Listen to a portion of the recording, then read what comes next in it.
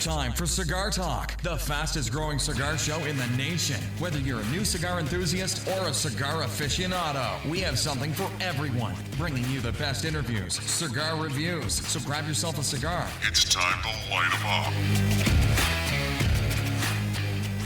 Welcome back to Cigar Talk. I'm your host, Rob Jones, and we have a whole crew in the studio today. You guys are in for a treat. We got Big Larry over here. Yo, yo. We got Casey, we got Hatch, Vagina. How many names do I have? A lot. As many as it takes. If you've ever been in the men's restroom, your names are just ba, ba, ba, ba, ba, ba. But only one phone number's on there, so that's good. Okay, good. You're going to have to stay closer to that mic. You can swing it towards you just a little bit if you need to. You arranged this for like 30 minutes earlier. I tried. You tried real hard. There you go. Bam. All right. And now we got the one and only Chef Casey Peoples in the house. Oh, well, thanks for having me back, Rob. It's been a long time, my friend, a long time. You quit trying to stick your rod in my mouth and we'll be all right tonight, okay? I can't make no promises. I know. So, hey, we want to give a shout out, though. If you're ever in Sweetwater, Texas, stop in to the Pink Flamingo. Yes. Yeah, Great please place. stop on by, guys. You'll catch me there Monday through Friday. Hours are 7 a.m. to 2 p.m., serving up a classic diner-style breakfast along with plenty of great lunch sandwiches specials. Please come in and see us. We'd love Dude, to have you. the sandwiches they're not just sandwiches. Oh. They're like masterpiece sandwiches. They are. Yeah. Now, what's that address in Sweetwater? It's going to be 117 East 3rd Street in Sweetwater. We're just on the north side of the Nolan County Courthouse in downtown Sweetwater, right So on the if you square. get arrested in Nolan County, when you get out, swing by. Absolutely. Hell, Most have the bound to go sheriffs get a just bite. walk you right over. I mean, we're good with it. So everybody that's smoking a cigar, you want a cigar? I'm good right now. I'm going to stick to the little nicotine. Everything that we offer you, you turn. It's like, you want some bourbon? No, I'm good. Well, that's because I have to drive back to Sweetwater this evening. And, it's like a can of Pringles with you guys around here. I take one glass of bourbon and I know I can't stop. That's how we get you. If we could just get you to take one. Rope 'em in. Yes. You want just a sip? Stay strong, Casey. I'll try take the. Stay strong. I'll get the nose of it. Okay. So, Okay. I mean, that's not bad. No, and dude, that bottle is $13.99. Turn this $13.99. $14.99. No, it's not. Okay. I double checked. Carry today. the chew. I thought you were wrong it's under last time. 20 bucks is what it sounds like. So the price It's under price sticker 15. said 14. Yeah, well. Oh, on the shelf it says $13.99. So I don't know which one's right because I didn't look at my receipt. Well, Neither did I. Yeah. Regardless, it's a bargain. It's a great bargain. Oh shit! Turn Yeah. this around so everybody Have can you see. tried this? I have. It's excellent. I mean, it's $15 at the most. Yeah. And what we like about it is we like to start with it because it's only 86 proof. it's kind of ease your way into the evening. Yeah, so we can build. Like we used to start with the 130s and stick with the 130s, and that's usually Well, a see, bad idea. That's a true My story, thought people. is, like when I was younger, I'd get a 6-pack of really good hooch, like, some fine beers, At what age? full-flavored Michelob. What age? When they still made full-flavored lit Michelob, so that would have been 25 years ago. Like the Michelob Lowenbrow? Like with the paper-thin bottle with curvy bottle. Remember Yeah, those Michelobs? yeah. Yes. We get a 6-pack of those and then a 30-rack of Natty Light or whatever, so you catch your buzz on the good beer and then you don't give a shit what you're drinking afterwards. We did the same thing, kind of. Me and Tim lived together. Oh, God. And we had parties, every weekend, and we would buy a handle of Jim Beam, which is disgusting. If you like it, good for you. But then we would also buy 3 cases of Milwaukee's Best. Ooh. After a few shots of the Jim Beam, the Milwaukee's Best, the Beast, went down smooth. Well, you know how the old song goes, the beer that made Milwaukee famous made a loser out of me. So, That's true. yeah, well. So anyway, let's tell everybody what we're smoking. I'm smoking the Medallia Shocker. Larry? Oh, you're reaching for a cigar. Reaching for a cigar. You know what? Hand me my case. I got a good trouble in there. You got some what? Some trouble? I got it. Woo! That's like a gong. In fact, the other night we were doing a live with Cisco Kid, and she was doing some talent show trick, maybe not intentionally, but she was like, "Oh no, let me tell the story." And so I was like, "All right, well, halfway through the story, I gonged her. I was like, "You're done." Jesus. Yes, So he did. Don't get gong tonight. Huh. What's the worst that could happen? Hey, you ever see the Gong Show? You're old enough, aren't you? Oh, no, man. I'm only 40. Oh. Just you and me. Did you ever see the Gong Show? I'm 38. I'm a man. I'm telling I'm you. 40. I'm telling you, it was just you and they me. did reruns. We were babies. Yeah, because, Gong Show syndication's what little kids are wanting to watch. So that was something that.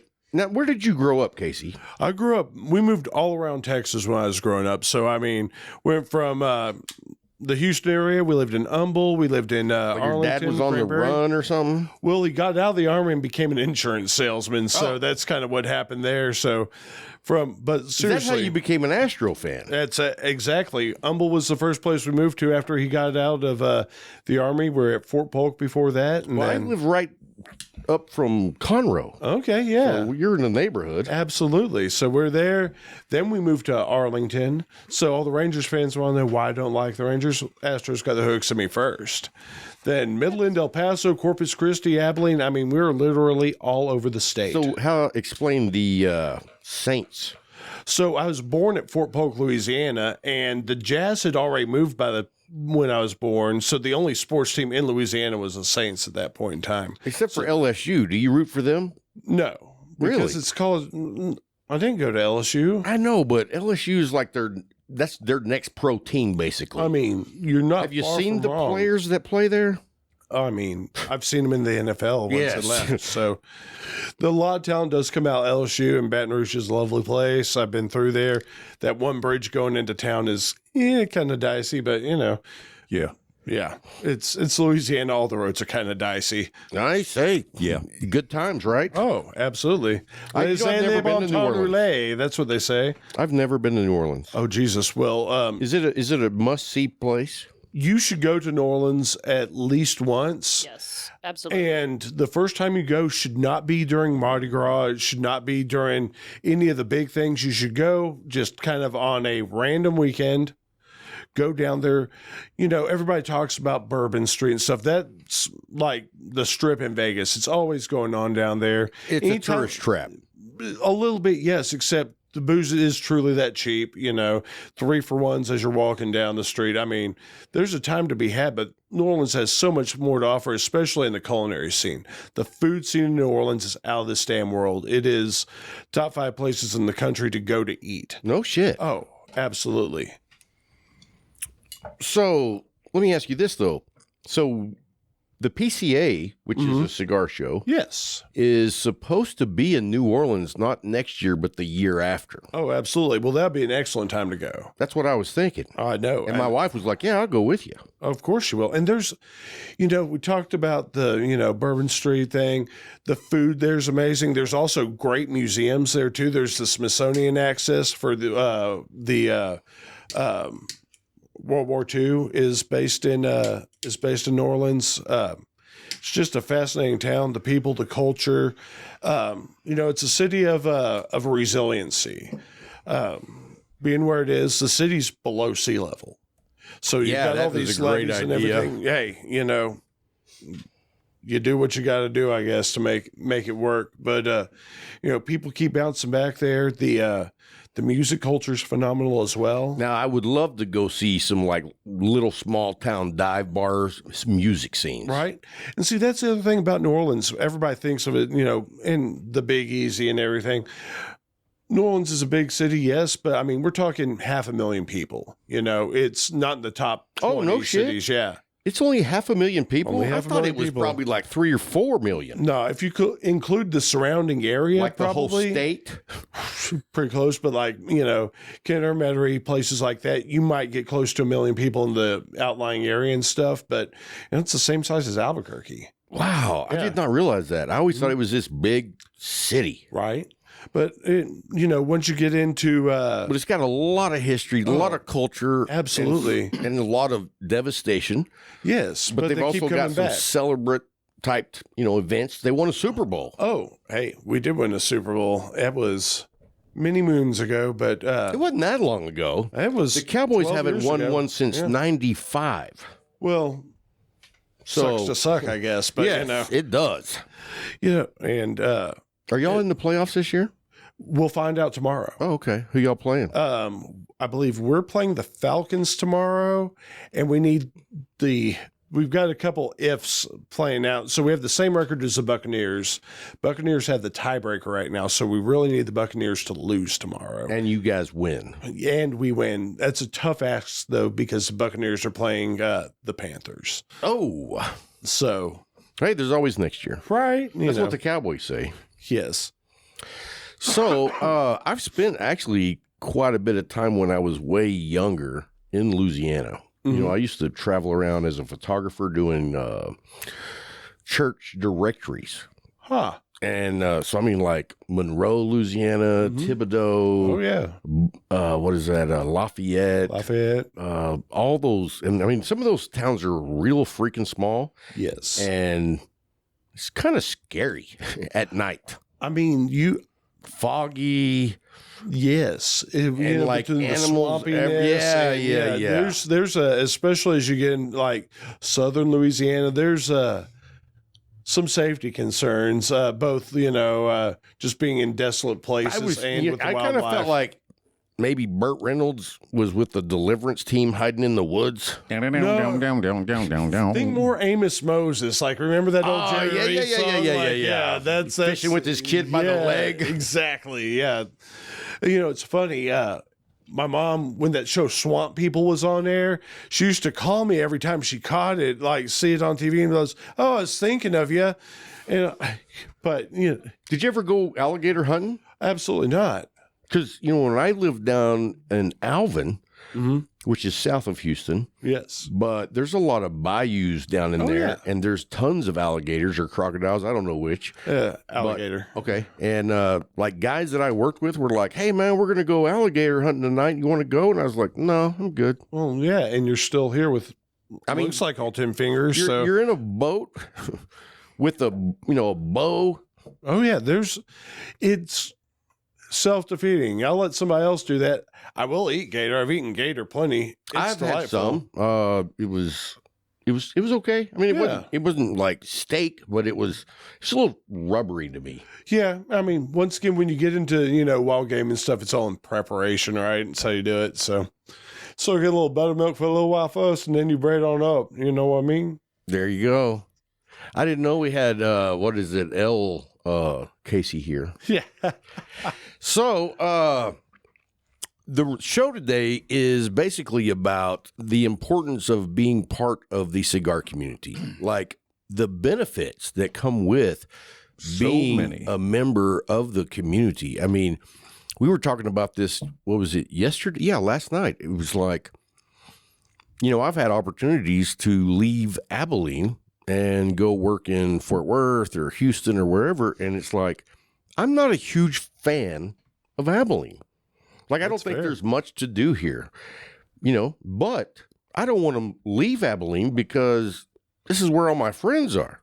When you get into that community, like, you don't want to start over in another town. Right. Especially when you're almost 55. Almost. Yeah. Okay. 2 months. Okay, so I have a question. So I am an Abilene native. I've never lived anywhere else. All three of you have lived at a lot of different places. I've lived in a lot of places. So what is it like making friends in other towns when it comes to the cigar community? Like, is that where you go, or is it just... Well, I mean, before Abilene, I wasn't in the cigar community. Oh, okay. So before Abilene, it was all work-related. You know what I mean? Like, everybody that you work with, it's like you go through all those people, and it's like, nope, okay, yeah, nope. Same with the cigar community. Yeah, we say some nopes. Yeah, I mean, we got some hard no's. Yeah.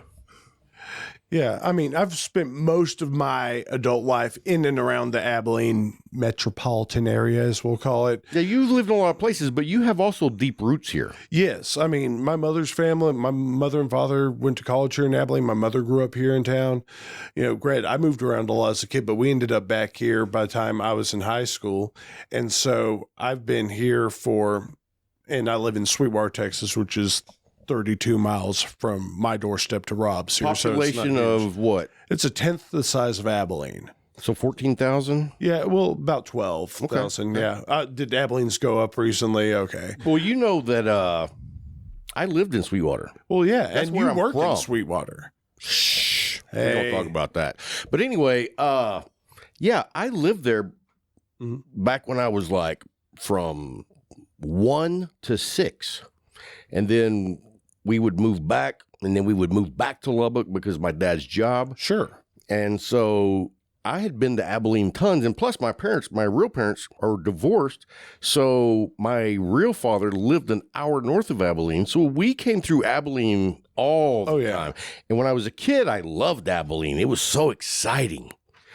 It was a big city for you when you were a kid. Right. Mhm. And now I'm like, Well, and that's one of those things as we grow, right? That perspective shifts so much too. what's important? Well, yeah. Yeah. But, for me, growing up and moving around and everything, I had to learn how to make friends quick because I went to 4 different elementary schools, for crying out loud, in 4 different cities. I went to 5 because of my dad's job. Right. It was like one school I only went for 6 weeks. Jeez. Yeah. But I went to elementary school in Midland, El Paso, Corpus Christi, and then Abilene the first time we moved there. And so quite literally every year I'm having to make a new set of friends and, develop those things. And I'm very thankful for that in retrospect. Don't you think it helps you in a way? Oh, Because absolutely. it gives you the ability to where you learn how to make friends because you got to. Yeah, either you learn to make friends or you're sitting in the corner by Getting yourself. bullied. Yeah. And believe it or not, I was the runt of my class until about 5th grade when I finally hit a growth spurt. I was the smallest kid in my class every year of elementary school. No shit. Yeah, and now I'm 6'4" and 235 pounds. So something And happened. he looks good, He's folks. a little guy. He's a little guy. Well, It's all relative, Larry. used to be a bigger guy, and Larry remembers those days. So I do. So, Larry, you grew up in Baltimore. Grew up in Baltimore, born and raised. Was that your whole raising was in Baltimore? Yep. All the way through high school? Yes. And A when year did after you high school. leave Baltimore? A year after I graduated from high school is when I joined the Air Force. Oh, Yep. So that was 1978. wow. Disco. Yes. We were talking yesterday. Wouldn't it be awesome to see Larry grow a fro? I'm going to say this. I did something questionable one time as far as my male hair grooming. I shaved my beard and mustache off, and I've known Larry for a long time. It was freakish. Made me And- uncomfortable. Made me very uncomfortable. I was Had working PTSD. I was working at the Leaf, and so I'm in there, and I hadn't shaved my When face. was completely. this? I don't remember seeing you like that. This was right at the beginning of COVID. It was March of 2020. Oh, you know what? I don't remember seeing you there because y'all were doing like the curbside Yeah, we were shit. doing curbside stuff. It was unprecedented times or whatever, and my facial hair was unprecedented for adulthood. And Larry had seen me clean shaven, but that was also like 4 chins prior. So like I'd lost a bunch of weight and stuff. He comes walking in, he looks at me and goes, "Nope." Turns around and walks the hell out of the store. Yep. See, Wow. had to show a picture of I do not clean shaven remember Casey. that at all. Yeah, I mean, Hey, when you edit the show, you got to save, find a way to put it screenshot up. that, send it to me so we can put it up on the screen so everybody yeah. can see yeah, the transition. There was a change. I made a decision. I'd done facial hair off and on a little bit and stuff, but I made a decision about 2016, 2017, somewhere around there that I wanted to grow a beard, see how it felt, and just suits my personality and demeanor better, I think, Larry can attest It to makes that. you look We more like it better, mature like because you look 10 there. Yeah. He's got a little baby face. Look at that. Oh, 100%. I mean, it reminds me of Peter Yes. Griffin. Oh, yeah. I used to get that shit all the time. See? Yeah, I sound like him too. He does look like Peter Griffin in this photo. I wasn't making that shit up. Yeah, you'll see it on the YouTube, friends, if you click and subscribe or whatever you do for YouTube.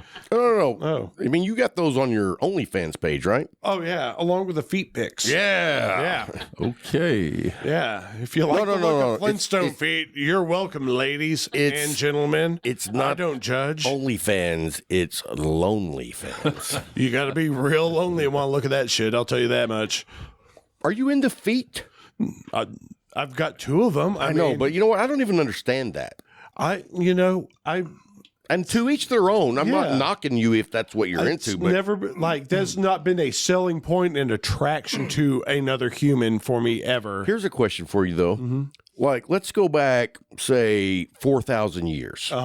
Do you think there were people into feet then? Because, they walked on their feet all day. Well, I'm sure that not I good. bet there was. Don't want breaking news to you here, Rob. People still walk on their feet all day. No, I know, but shoes? They didn't have shoes. Yes, correct. So you know what their feet look like. Yes, probably real unattractive. Well, not hoofs. We got toes. But you have a good point there. That's why, I don't get the foot thing. And I don't get with this, even if people wearing shoes and stuff, because if feet get sweaty, the socks, the whole, gross. I want any part of that. I don't want to see that toe jam in between your toes. Yeah, no. I mean, Hatcher, what you got going on there? I got some tennis shoes. See? She's like, I ain't She's showing a- off these feet. She's a reasonable lady. I am. Get the shoe off. Oh, and that's Which one is your ankle monitor? Which one is your ankle monitor? Vagina. And she came up with that name. Don't think I'm making fun of her. She's like, I wish I wouldn't have ever said that. Yes. I need to agree. My buddy recorded a song years ago based on some poorly written graffiti at the skate park here in Abilene.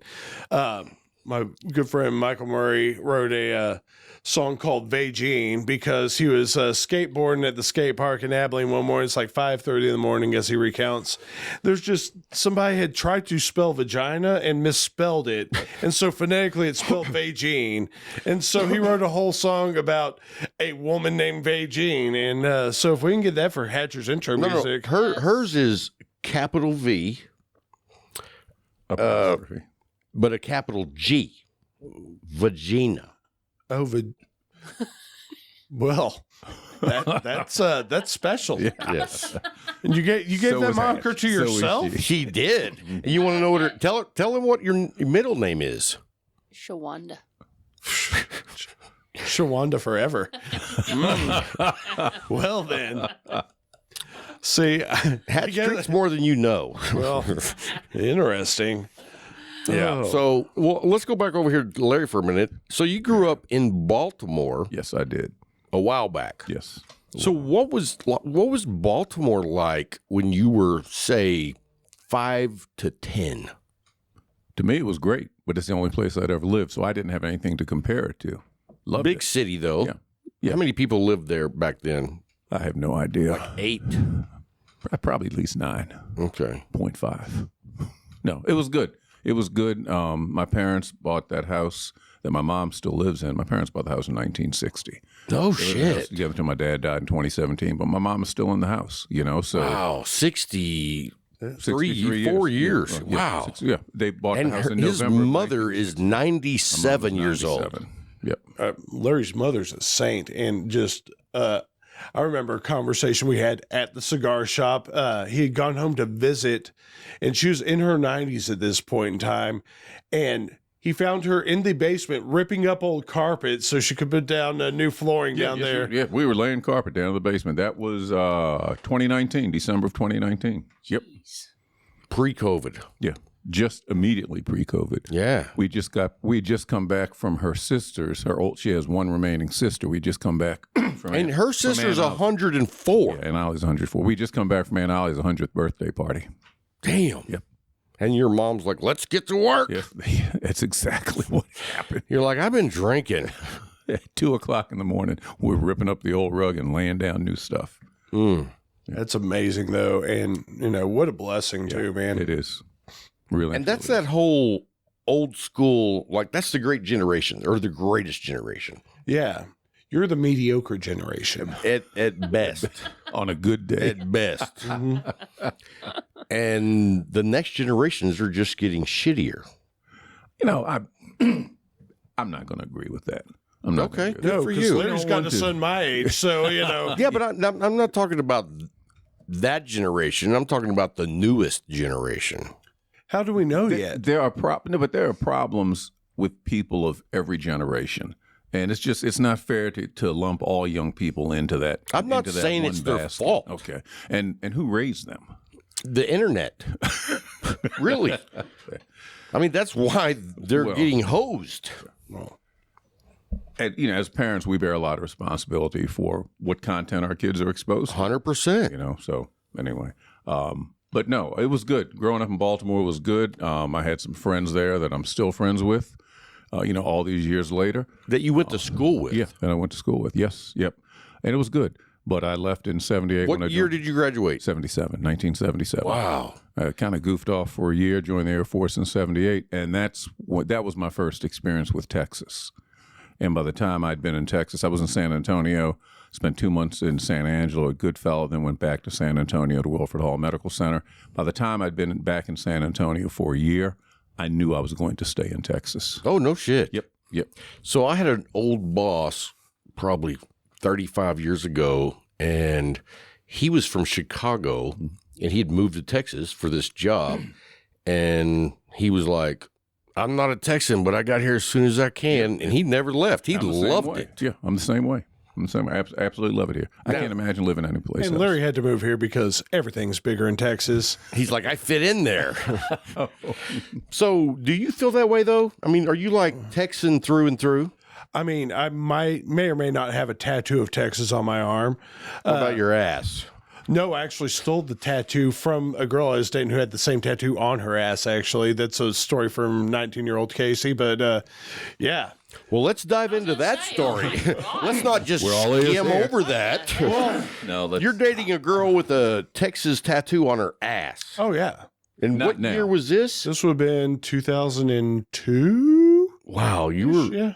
And that You're didn't so work young. out. Well, times change. I was living back in Corpus Christi at that point in time, How was it living there? Oh, man.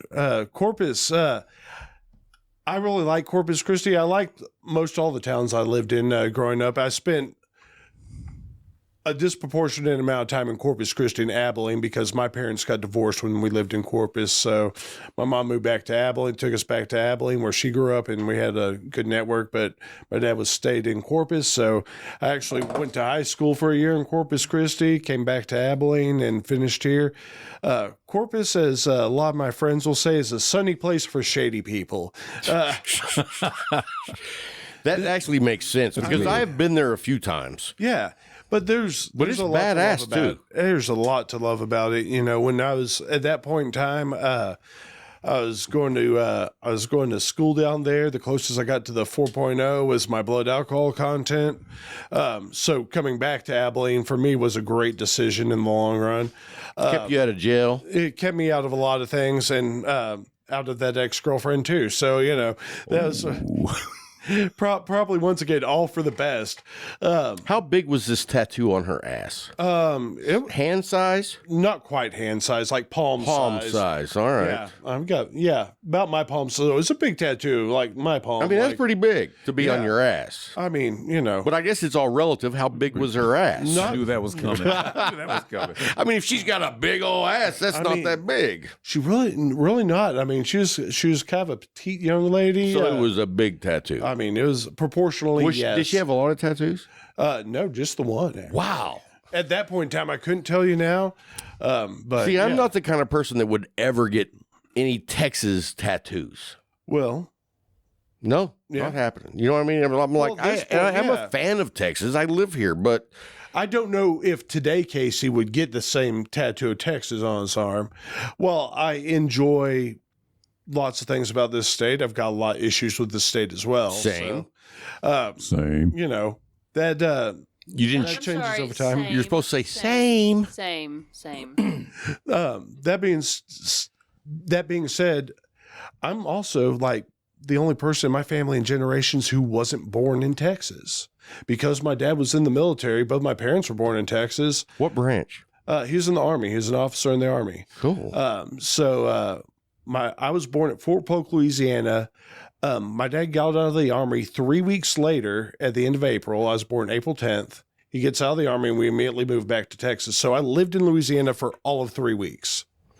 I was born in Port Arthur, and that was about how long I lived there. Well, fair enough. Real close to Louisiana. Yeah. I mean, that was where we were. That's where my dad's people were at the time. And, Janis Joplin, Jimmy Johnson. Babe Zaharias. Oh, I didn't know that. Oh, yeah.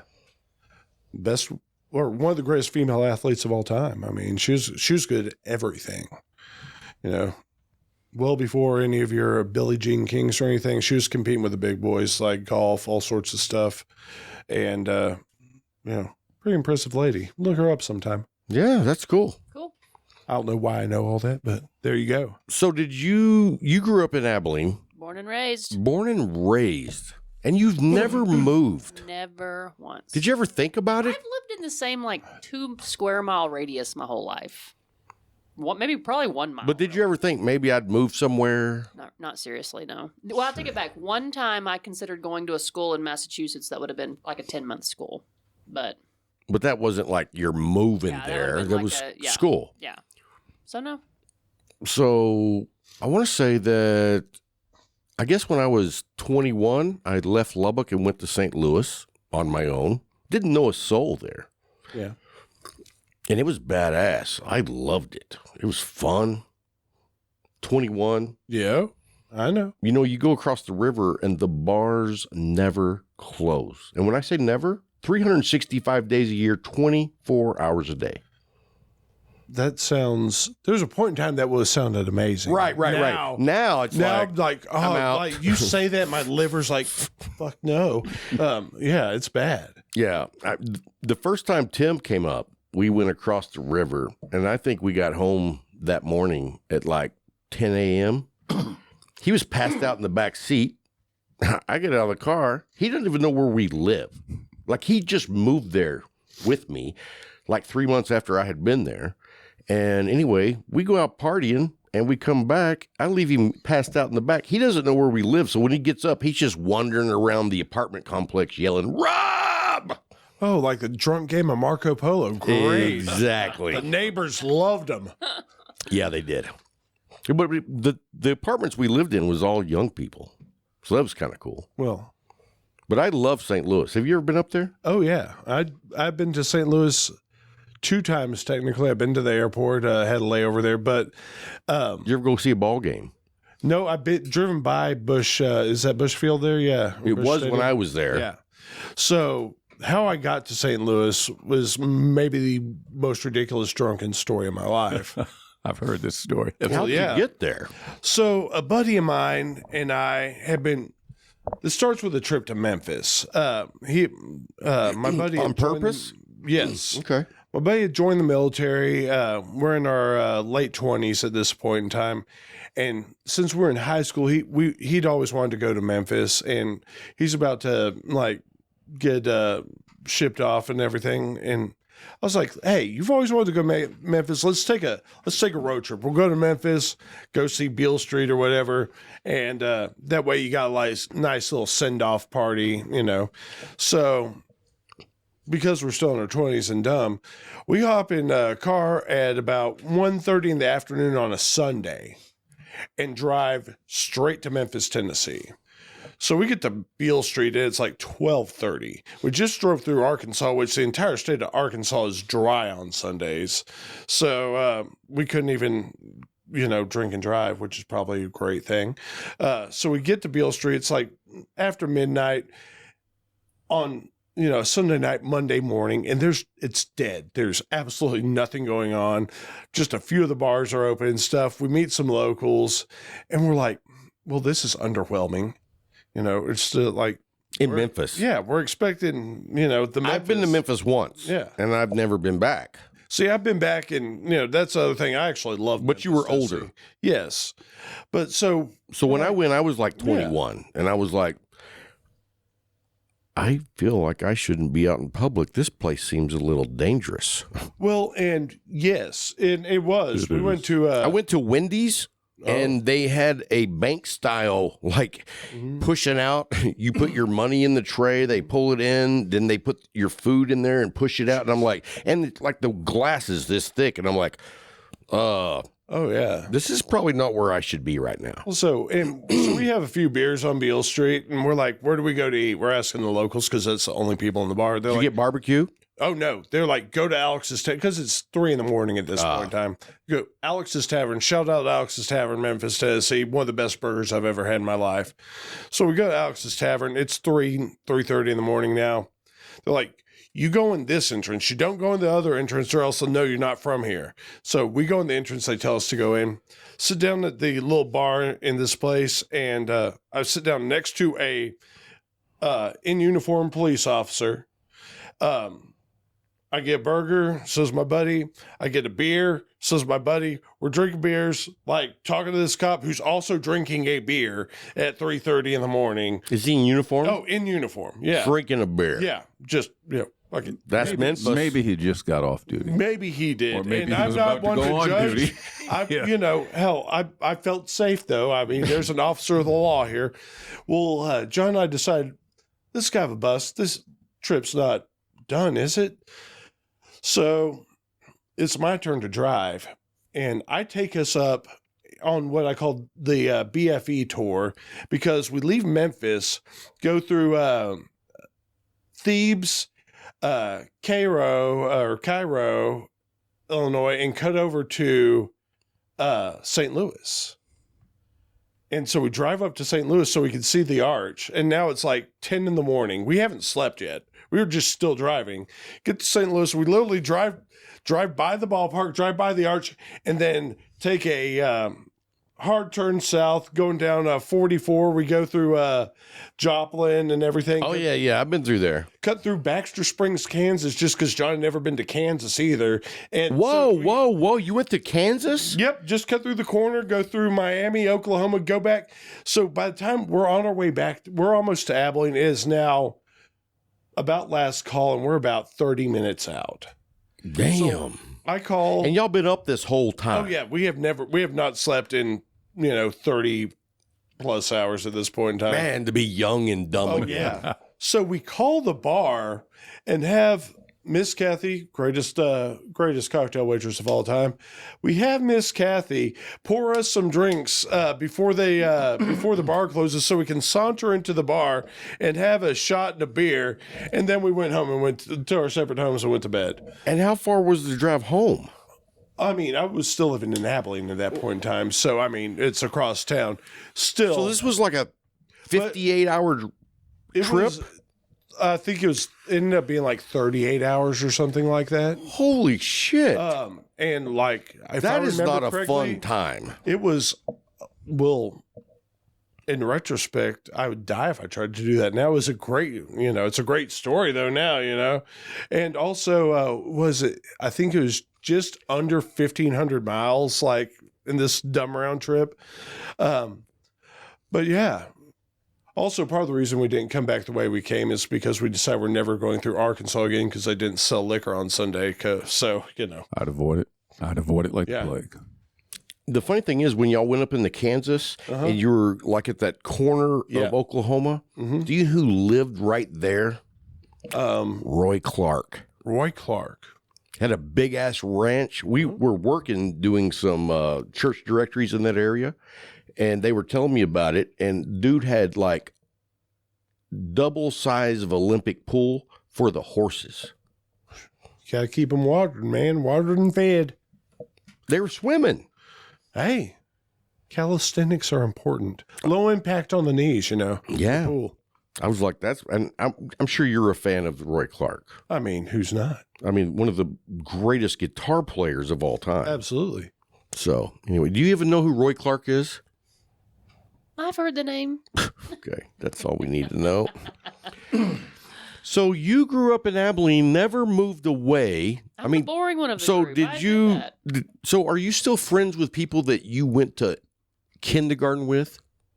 One of them, yes. She lives around the corner from me. Yes. See, I don't even know what that would be like. Well, oddly enough, I'm like, I guess you are literally my oldest friend. And I mean, we don't hang out now, but I see her. Yeah, but I mean, you're still you're yeah. cordial. Yeah. So, in fact, we were texting, I don't know, a week or so ago. So you don't have that experience because y'all moved a lot. I don't, but I want to tell you a great story from this week from the cigar shop. Okay. So I pop into the Leaf midweek, and I brought some breakfast sandwiches from the restaurant over for the guys. If you go by there, get the fucking grilled cheese. That's what you should call it on the menu. The fucking grilled cheese. Sweetwater, Texas, man. We'll just call it the big cheese for now. And, All right. Keep it kosher. Hey, wait. What kind of bread is that? That's a sourdough. I know it. It's so freaking amazing. There's cheese, of course, in the middle, but there's cheese on the outside. And of course, I got the bacon and the jalapenos, which just rocked it. Right. Well, and that's a fun thing. You're putting together a menu and we're doing sandwiches for lunch, right? I'm a big guy. I'm an eater. I want sandwiches that not only your grandmother And can your come prices are very reasonable, Well, dude. thank you. I mean, They are. No, I'm just saying, for the quality that you get, like, I'm blown away at how cheap it is. Well, thank you. I mean, and I'm trying to do fair and right by everybody. I don't. And you're a small town. We're a small town. We've got people coming through town a lot too. We're kind of at Sweetwater's at crossroads point. But I'll say on that big cheese, I was like, how can I make a better grilled cheese sandwich? And so we're grilling these things up on a flat top grill. If think Blackstone if you got one at home.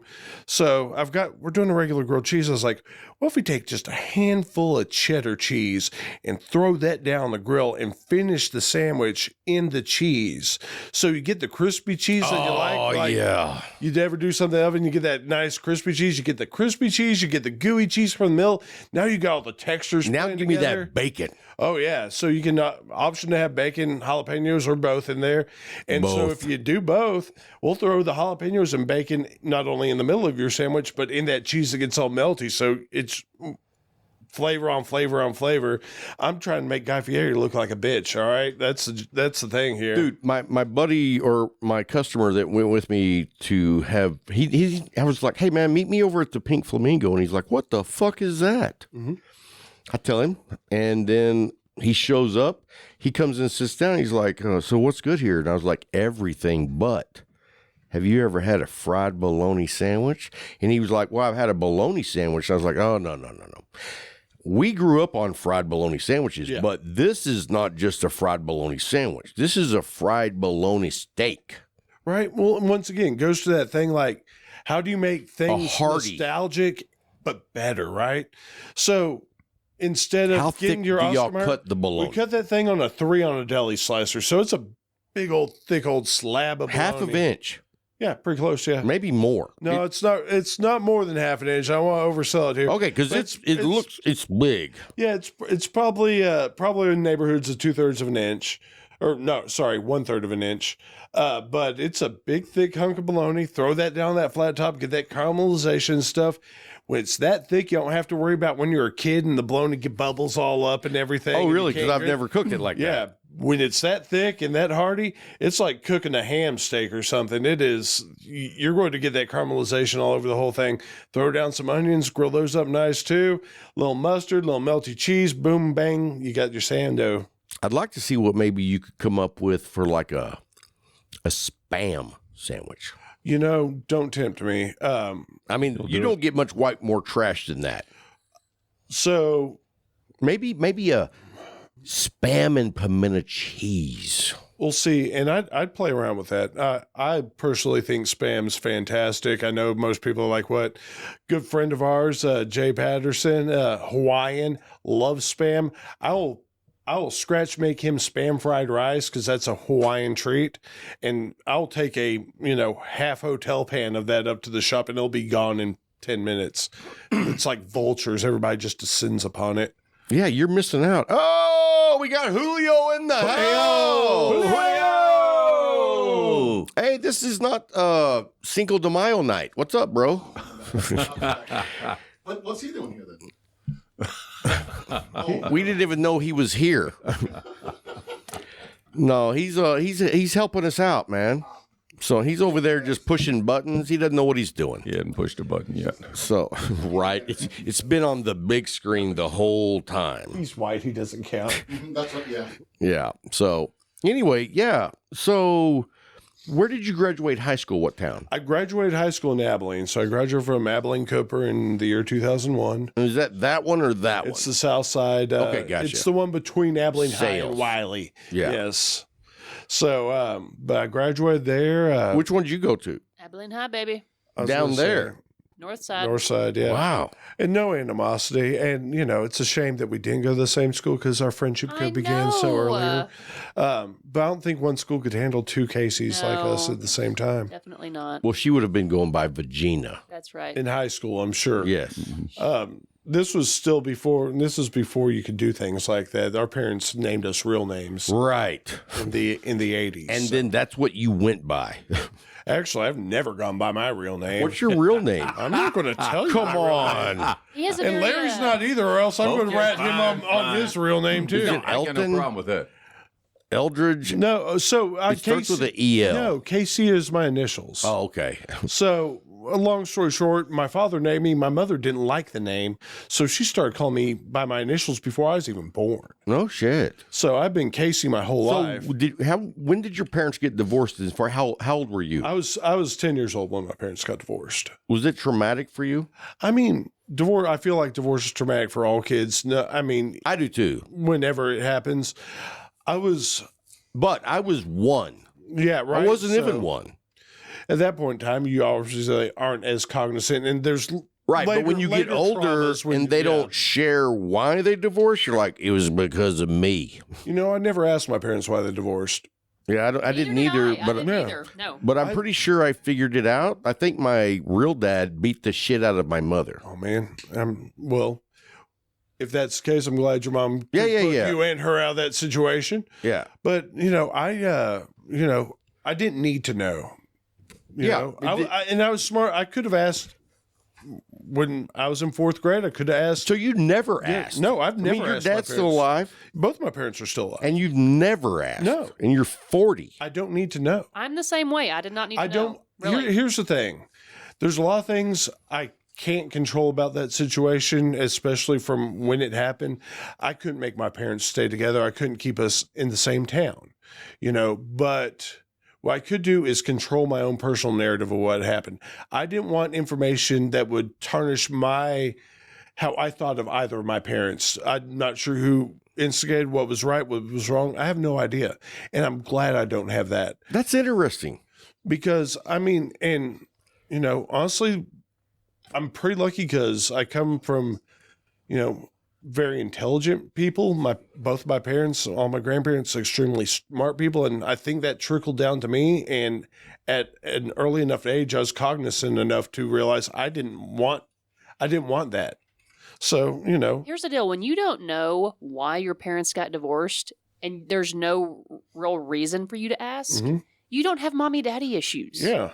Like, you don't prefer one parent over another. Exactly. I have great relationship with both my mother and my father. They're two people I can call both. I've talked to both of them in the past couple of days.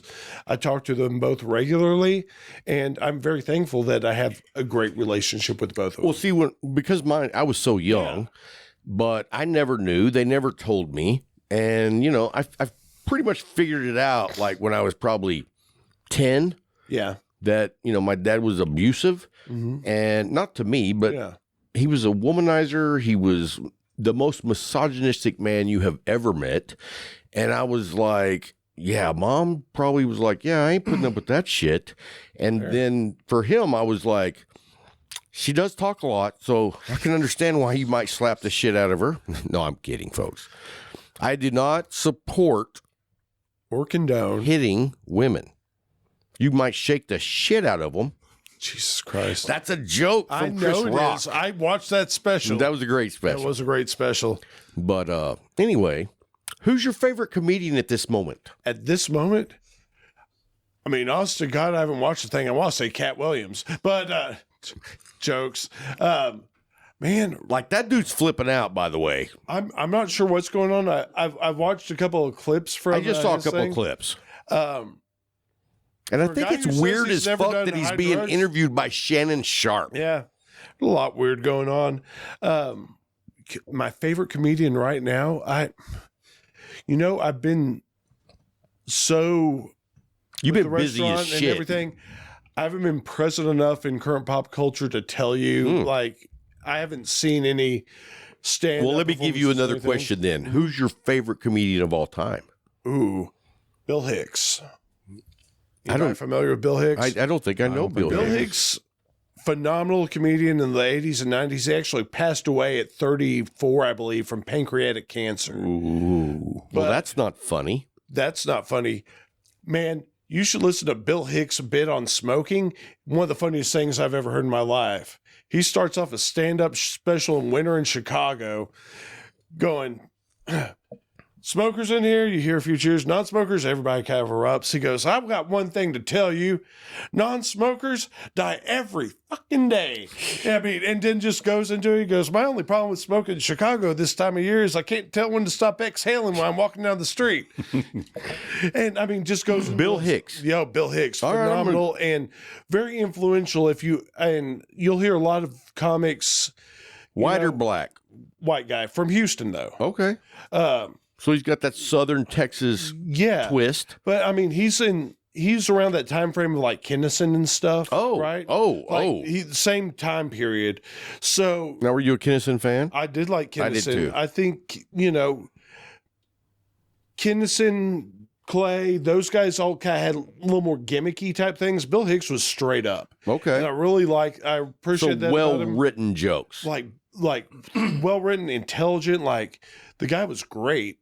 And I just really appreciated what he brought to the game. And once again, people who are, between my age and your age who are like comics, they'll reference him a lot as being a huge influence on their, cool work. So we'll give this same question to Miss Vagina. Who's your favorite comic right now? I'm going to be honest. I've been very disappointed in most of the people I like here lately. Like the Netflix specials. I mean, just trying to watch a full act. I don't have a favorite at present. Okay. So, who would you say is your favorite of all time?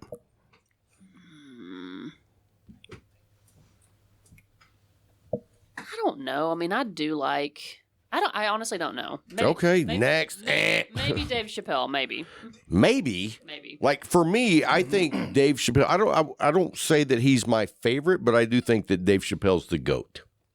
Would you agree with that, Mr. Man, I don't think so. I don't think he would agree with that. He probably wouldn't. You had so many great influential guys who paved that path. You had your, Lenny Bruce's, you had your Richard Pryors, you have all these, guys.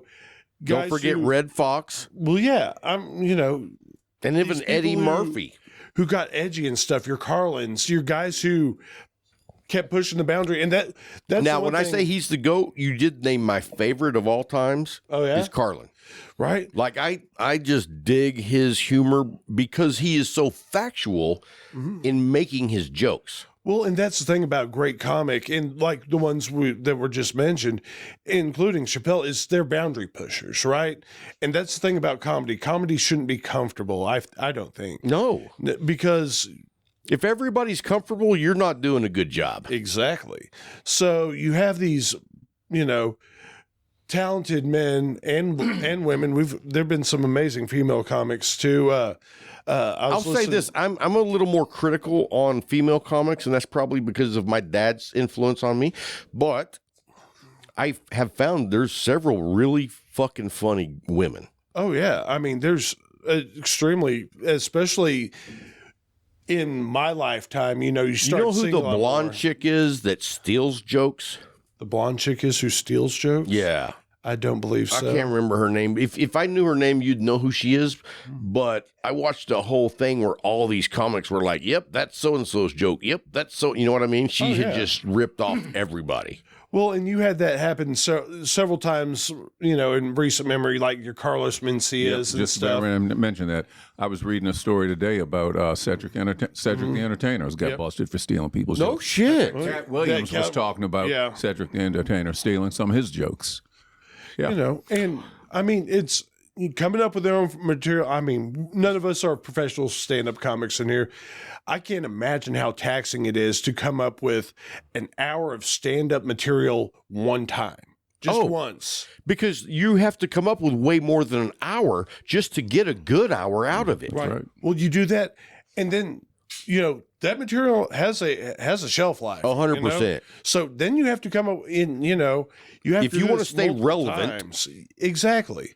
And once again, that's what the great comics did, because I mean, we left out one of the most iconic ever, which was Richard Pryor. I didn't leave out Richard Pryor. Pryor. Did you say? I'm sorry. Absolutely. You said Richard Pryor. Oh, brilliant. When you said George Carlin, I went, You know, but what was I going to say? Especially in the Casey's lifetime collectively, you saw the rise of like actual females in stand up, and it's become much more prevalent and stuff. And they're funny as shit. Sarah Silverman's fucking hilarious. oh, dude, I'm a fan of hers. Like, I think she's funny as shit. Whitney Cummings, Wanda Sykes. I mean, we've got a ton of talented women stand-ups, and you're also seeing great people too now who might not have as much name recognition, but There's a lot of great comics out there that we've never heard of. exactly. And so trying to pin the tail on the favorite or the goat or whatever, I think the great comics will always harken back to somebody who made it possible for them to do what they're doing. Yeah, I agree 100%. I mean, someone paved the way. Oh, absolutely. If it weren't for them, we couldn't drop F-bombs on this show, We don't do that. Well, We quit doing that. yeah, I know you did. We will not I've dropped we will two not since we've been talking. We will not fucking drop F-bombs. Yes, sir. Thank you. So, I mean, and I even go back because, growing up in the 70s, Lightning's going to strike. I haven't watched a lot of like old shit like Red Skelton. Mm-hmm. Did you ever see any of his stuff? I've seen some of it, yeah. So, I mean, like I grew up on that going that far back. Sure. So, I mean, and I bet 90% of the people that listen don't even know who that is. Oh, that But means you're I've a got some research to well-rounded. do. I'm blessed. Once I had great influences growing up. I had people who were willing to, they weren't trying to shelter me from anything in any sort of intellectual capacity, be it, I remember, watching In Living Color with my dad when I'm in second grade, and those guys were funny as all good. It's funny. I remember watching that, but not much Saturday Night Live because they were funnier on In Living Color, guys. And gosh, so many people started their careers there. You had, Rosie Perez. You have I loved Jim Rosie Carrey. Perez. Jim Carrey, Jamie Foxx, Jennifer the Lopez. Wayans, Jennifer Lopez. I mean, just so much talent And exploded. then don't leave out Mad TV because there yeah. were some greats that came out of there. Well, yeah. I don't know if a lot of people realize like Jordan Peele got his start or his television start with Mad TV, and that transitioned into the Key and Peele thing, and now, phenomenal director and everything.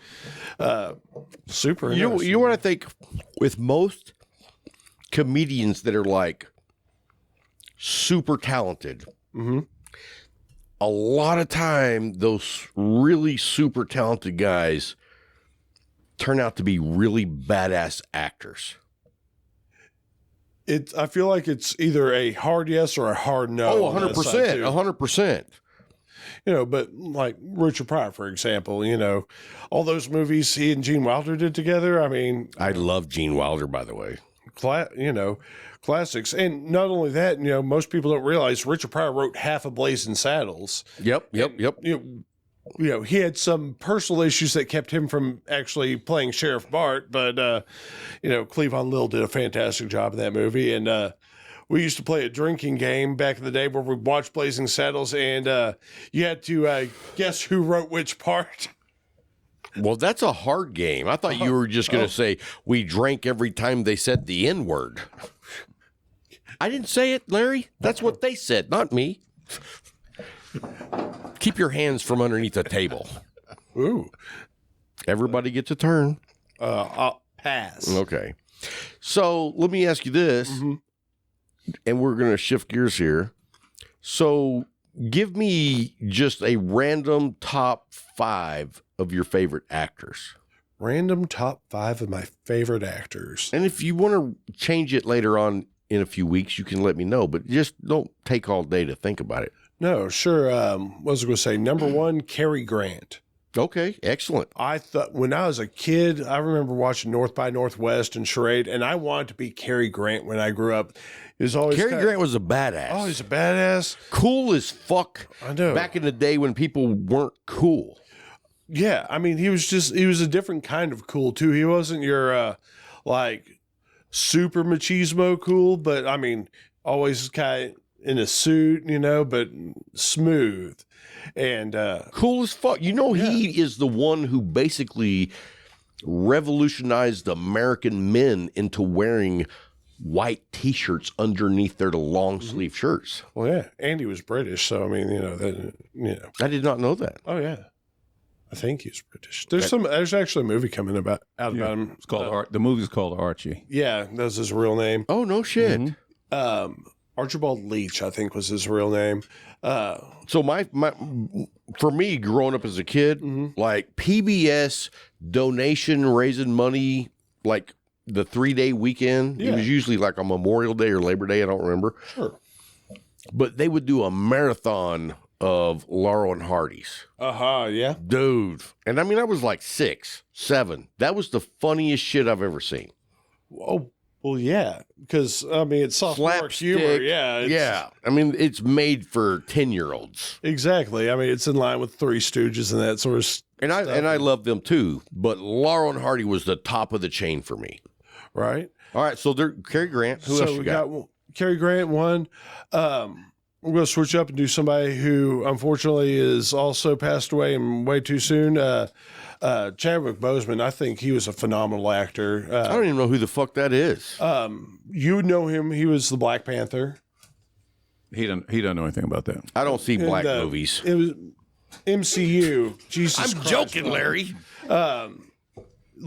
He was just extremely talented and just, I mean, he was great, in 42. He was sure just was. a fantastic. He was in 42? Yeah. Okay. He played okay. Jackie Robinson. Jackie Awesome. Okay, I've Robinson, seen yeah. that. Great actor. Now, hold on. That was your first two, right? Yeah.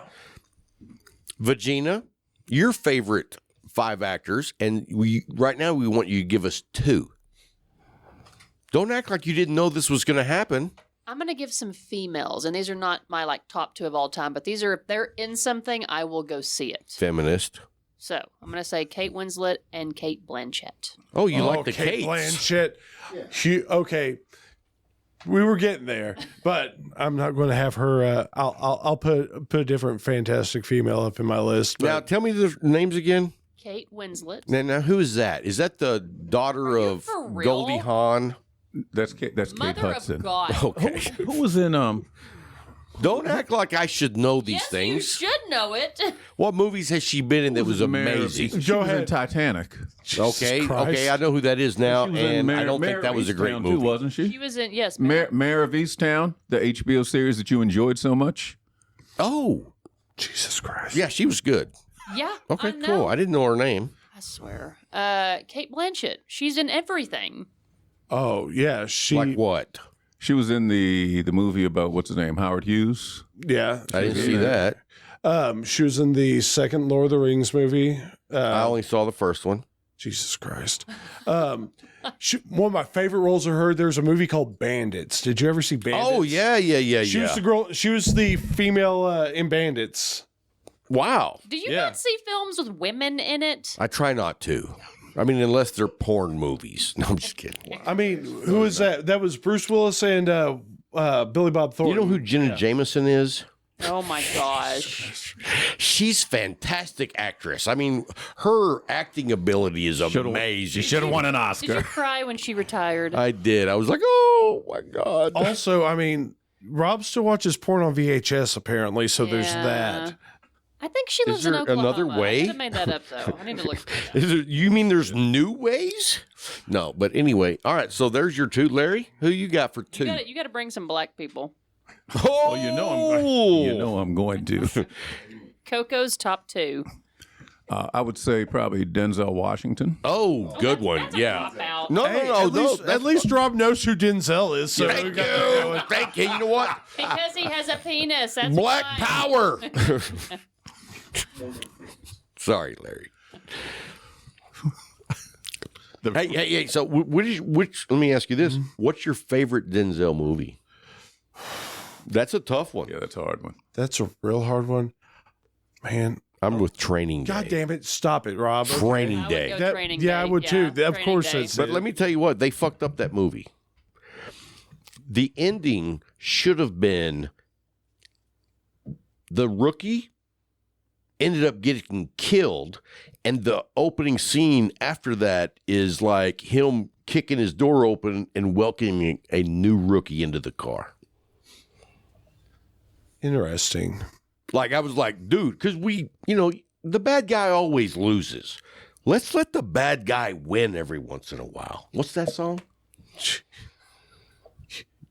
You're winning right now, Rob. So, I mean, there's that. Hey, so just so you guys know, like, I think you know by how much music we play on the show that I freaking love music. And I will tell you this, the one person that I look up to with his music knowledge is Mr. Peoples.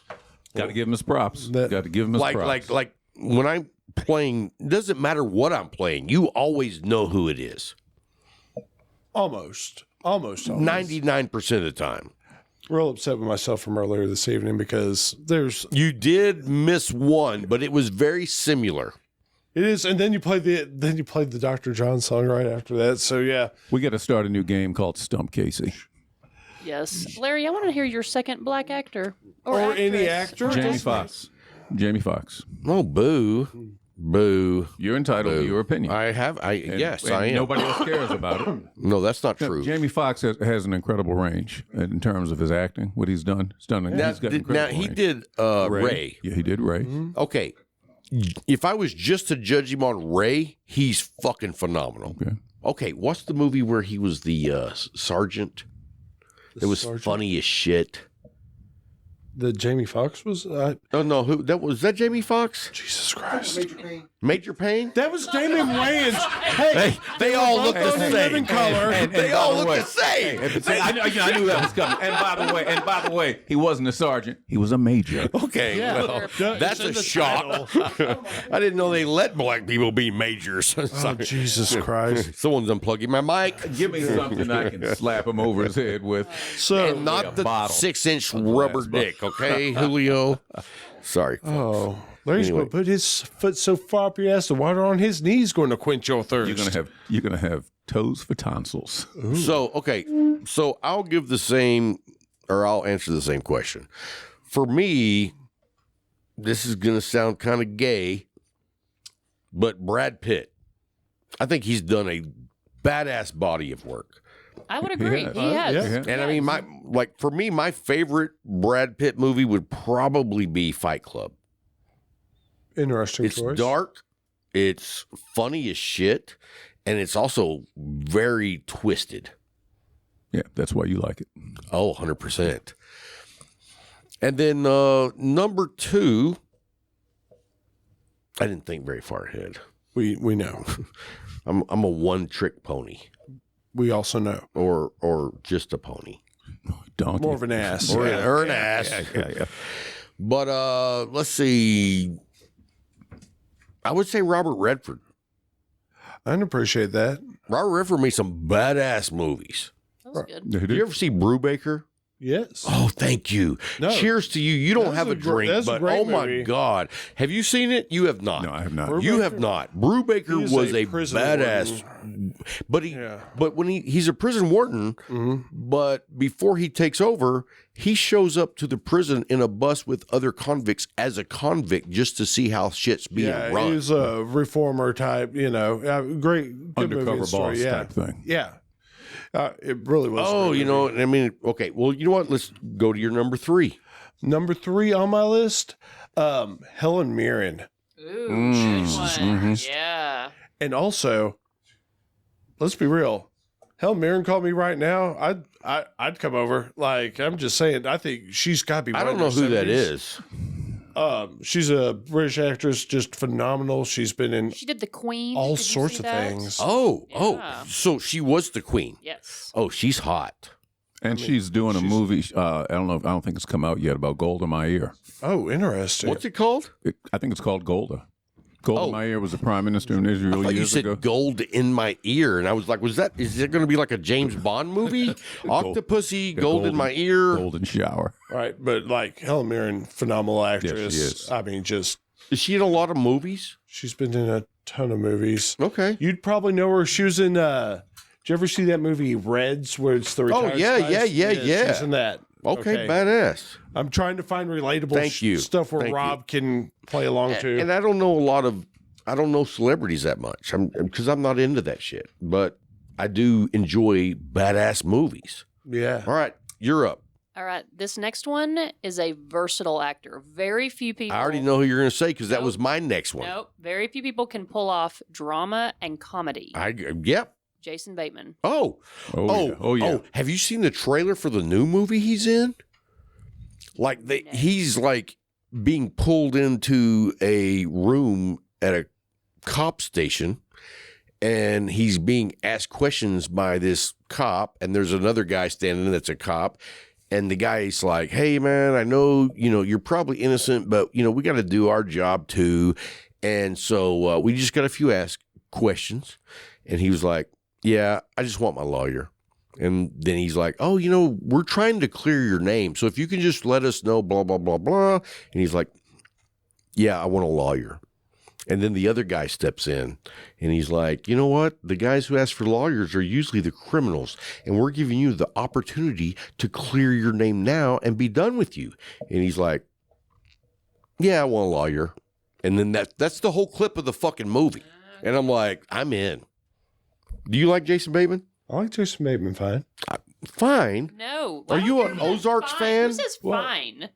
Ozarks was fine. Fine. Oh, my God. All right, guys. Well, hey, that's all that Casey Peoples has to say tonight. Hey, thanks for coming by, bro. Did you not watch Little House season 8 when he was like 10 years old? Little House? Little House on the Prairie. On the fucking prairie? He started on Little House. Well, good for him. Did you watch Little House on the Prairie growing up? Like Michael Landon's ass? Yeah. Yeah, so I was more of a Highway to Heaven guy. Oh, boo. Oh, my God. I grew up on Little House on the course you Prairie. did, you old my bastard. God. That was like, Nelly was such a bitch. When I was growing up, Highway to Heaven was on. I'm just saying, I don't even think I've ever watched It one wasn't of those. good. I mean, it wasn't. It was like the Incredible Hulk of 1978. Yeah, well, I mean, in 1978, the Hulk movie or the TV show was funny, or not funny, but excellent because I was 10. well, yeah, you didn't care because there's Lou Ferrigno on the screen. He was big as shit. He was. All right. Bill So Bixby. that's yours. Good choice. That wasn't Michael Land. That was Bill Bixby in The Incredible Hulk. No, we're talking about the Incredible Hulk, but Lou Ferrigno was. Well, he was the Hulk. Yeah. Yeah, we don't give a fuck. we shifted. We don't give a fuck who the white guy was playing the I thought you scientist. said there were no more F-bombs. Yeah, for Casey. Oh, okay. Not for me. You know better. Hey, who's your next actor? Oh, that's a real tough one because there's so many great. Yeah, great that's why actors we're out there. asking. It is fucking hard. Yeah, so it's hard to pick a Man favorite. up. Oh, I don't want to say the wrong thing. As much as I hate to say this, in terms of some acting, I like Clint Eastwood. Oh, you know what? I grew up on Clint Eastwood, and there's a few movies that I think he was an amazing actor, and then there's a shit ton of movies did where some he's horrible just movies. a badass. Yeah.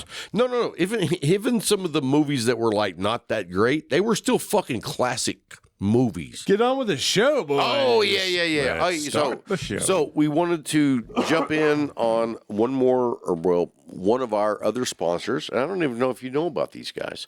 So they sell it either by the gallon or the 5-gallon, jug. Yeah. It's called Jerkins. And so if you got an extra 30 seconds alone and your wife ain't around, you should at least have a gallon. Well, Jerkins. And it's not a beverage. It's not a beverage. we always thought it was Jergens, but apparently Jerkins. No. This is a different product. Oh, This yeah. is Jerkins. Yeah. Yeah. I got some if you want to try it out. Used. I do recycle, though. I recycle into the bin. Yeah. Oh, I don't want to know about your recycle bin of despair. Ben is an old friend. Oh, God. Last name Not Dover. anymore. Last name Dover. Jesus. Anyway. All right. So anyway, that's enough about Jerkins. Yes. It really is. Everybody's like, yeah, we don't want to hear about Jerkins anymore. That's been a long time. Well, not a long time. What, 3-4 episodes? Yeah. We got something like that. They're new. Yeah. Let's talk about our last cigar sponsor. Oh, yeah. Viva La Vida. My number one cigar of the year was the El Popo. You guys, now everybody in here except for Mr. Peoples had the El Popo. Good How stick. good do you guys Great think it stick. was? Like, I'm not trying to influence you. Excellent. Loved it. Carlos says loved it. Is your mic on, bro? Yeah, it's on. Sorry. Good look. I don't hear you. I don't Hear me even. now? No. I can hear myself talking. Not through the headphones.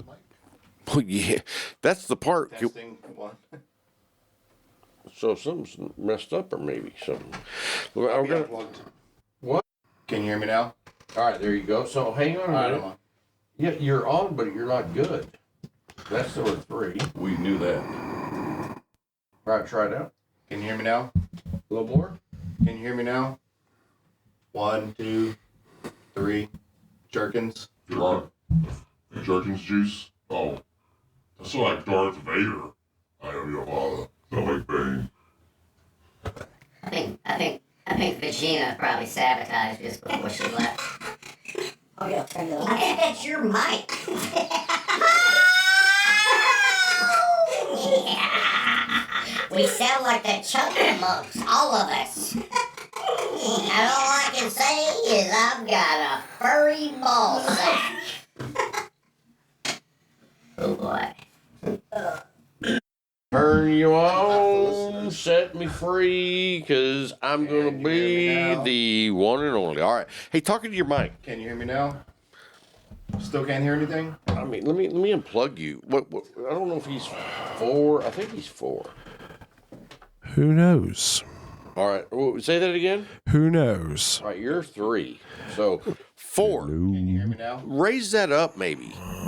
Can you hear me now? Nope. I can't hear shit from you, bro. I can hear you just fine. Can you? Oh yeah, that's because you stole my goddamn headphones, Rob. All right, guys. Here's the thing. We normally don't have 4 mics. We only have 2, and so we have headphones for the 2 people doing the show, and then 1 person that's at the computer. But we bought new mics because we wanted to be able to do more than 2 people. I think it creates a very unique conversation versus just one-on-one. I wouldn't wear those. One-on-one. And I'm not talking about 2 Mexicans playing tennis. I'm talking about one-on-one, not Jesus one. Christ. You know what I mean. Bless you, my son. Go forward and save the earth. Do you go to church in Sweetwater? I will tomorrow. Lord, I didn't mean to be over there. I forgot how they were. Oh man, what a year and a half can make. And let's back up just a minute, though. How long have you been married now? I've been married for coming up on 3 years. And, dude, let me just tell you this. Your wife has turned you into a better man. That is correct. I'm well aware. Yes. I mean, it's like, and I met your wife. I mean, I've met her several times, seen her several times, but like the last time she was at the Leaf, we got to like sit down and talk. Dude, I was blown away. I was like, and you're with this dude? Well, that's the typical response there. Yeah, and you're like, you know what? Let me show you my 12-inch cock. That is a follow-up comment usually. So I fold it in half and show you, and you know. No, but your wife's cool as shit. She is. I hit the jackpot when I Isn't met it her. awesome when you do that? It is. It is. Like And- I did that. Sam did that. well, yeah. Like because you're like we are, you can go do whatever you want to do, whenever you want to do it. Correct. Yeah, but a lot of wives aren't that way. A lot of wives are like, what? No, you're not doing that. Well, I don't know if this has been the first go around on the whole wife thing, but I think part of it with Samantha and I is, you know, I was 38 when we got married, and she was already in her 30s, and I think there's something to be said for doing adulthood for a while, for, you know, Well, living out your crazy, wild, young single days. well, not And even then when it's over, you start maturing a little more, and it's like, Yeah, you know what? I agree with you 100%. Well, it's not even just that. It's the fact that we're so comfortable already being our own people and doing things ourselves that there's not that if she no wants to pressure. go do something, we don't feel obligated to like just, hound on each other and be like that because we're used to doing, we are accustomed to living most of our lives and all of our adult lives up to that point, doing our own things. So there's not that clingy pressure, you know what I mean? Right. And that's how my wife is. It's like she goes and does a lot of her own things and I go do a lot of mine. And it's like, Well, that's a little different because she's just tired of your shit. no. We've been married for 28 years. I know. So she's definitely And tired of your shit. She just doesn't even notice anymore. That's when you get to be a professional. He's got her conditioned. Yeah, it's like when you see so much bullshit that you're just like, that's where my wife is. Well, and you know what? It's perfect for me. and I think Bethany's philosophy is it could be worse. He could be here in the house with me. right. Well, and also she knows that here in 5 years when she and Larry are married, because you've gone on to the ether, she's just looking for the sunny side coming up, I would say the dark moon. God. Come to the dark side. I'm going to push him over the edge. Literally. He's like, when we're in Vegas, we go up to the top floor of the Strat. Look down there, Rob. And I can hear the Acme Anvil following him down. Gotta make sure. Get on that same arc. Right. You've been to Vegas a lot? I've been a fair amount. I've only been once. And I had fun, but I didn't get to experience much of Vegas because I was pretty much just working the whole time. You know what I mean? It was like, and I was fucking exhausted. Yeah. I mean, all the walking and carrying equipment and doing shows all day or interviews. It was exhausting. And I mean, of course, we prevailed. Yeah, we but didn't I see a picture of you with some cowboys, with some strippers, with some chaps, male and nothing strippers, else? Yeah, male strippers. Because we were walking around, and I even told my wife before I went, I was like, "Hey, because I respect my wife," and I said, "Are you cool if I get my picture made with they have strippers walking around?" And she's like, "Oh yeah, do whatever. I don't care. That's cool." And so I thought it would be funny.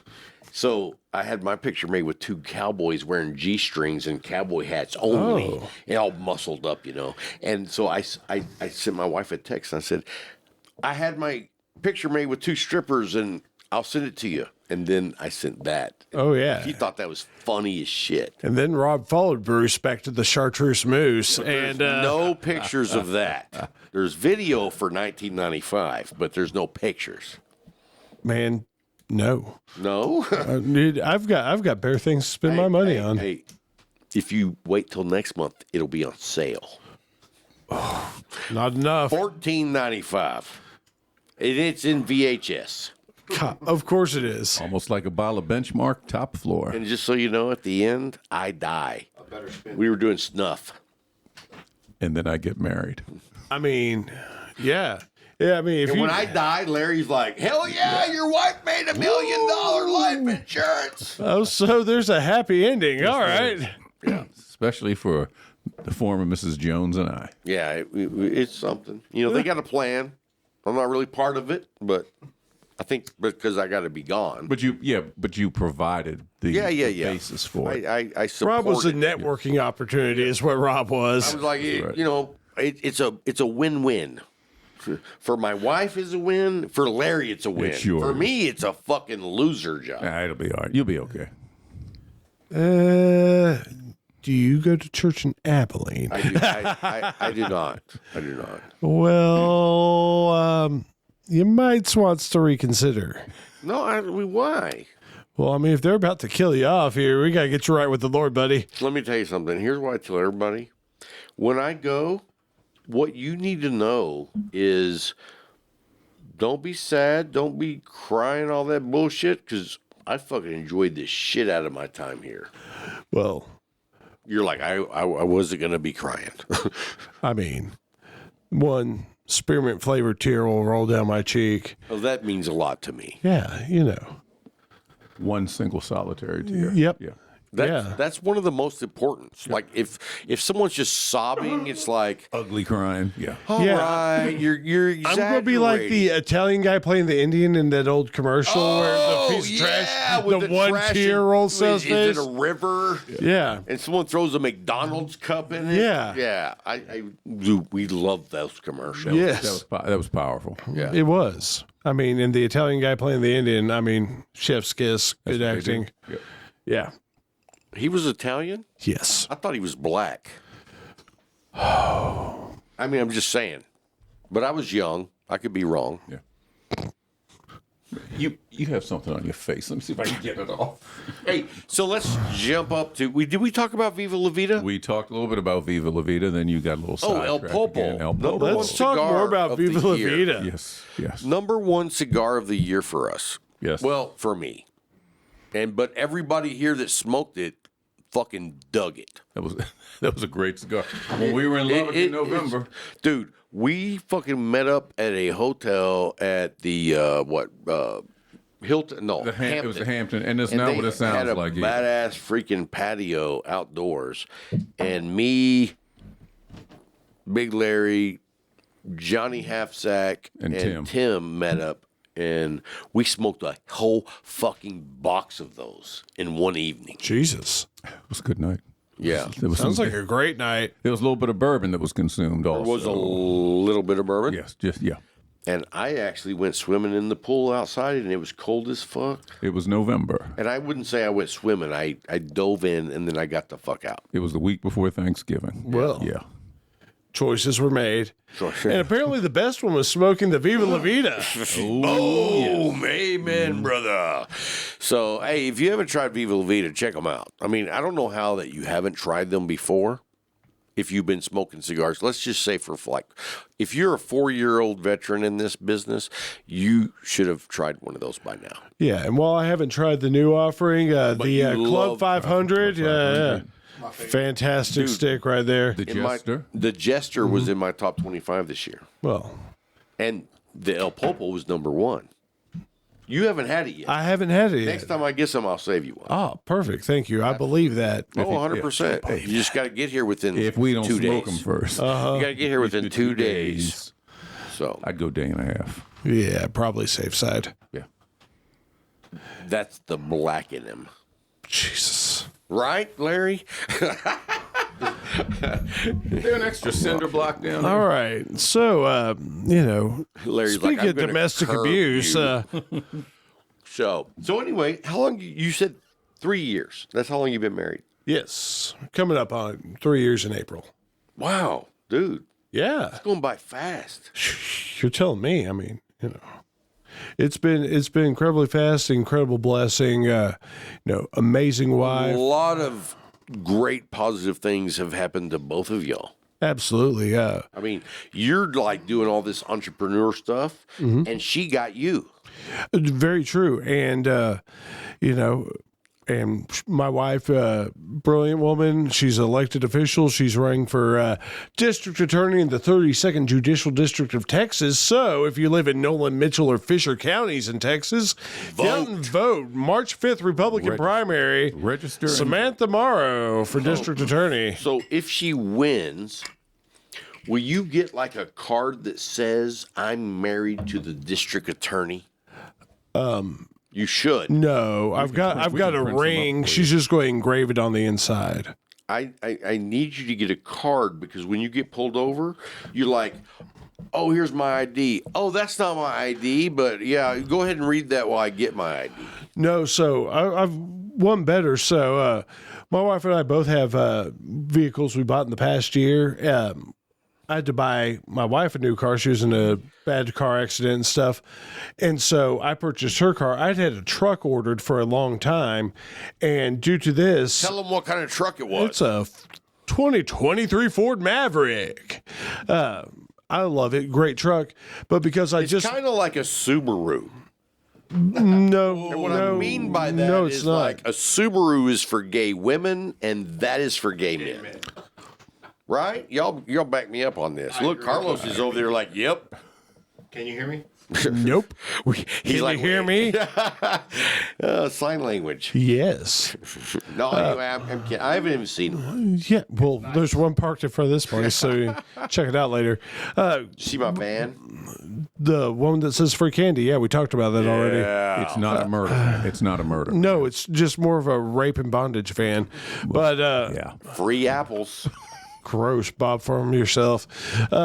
All that to say, because of this, my wife bought my truck because I bought her a new her car, credit and all that stuff because I'd already bought, a building and another restaurant and all this shit. So my wife bought my truck. So when they run the plates on it, it's going to say Samantha Marr, and she's going to have her. Yeah, That's pretty slick. Yeah. That's pretty slick because you're like, I don't need a card. Yep. When they come up and ask me if I know what I did wrong, I'll be like, I didn't do anything wrong. You go back and run my plates. Actually, what the bullshit of this is the current role she's in is county attorney for Nolan County. She'd actually have some sway over that because she handles like those type DWI prosecutions and such.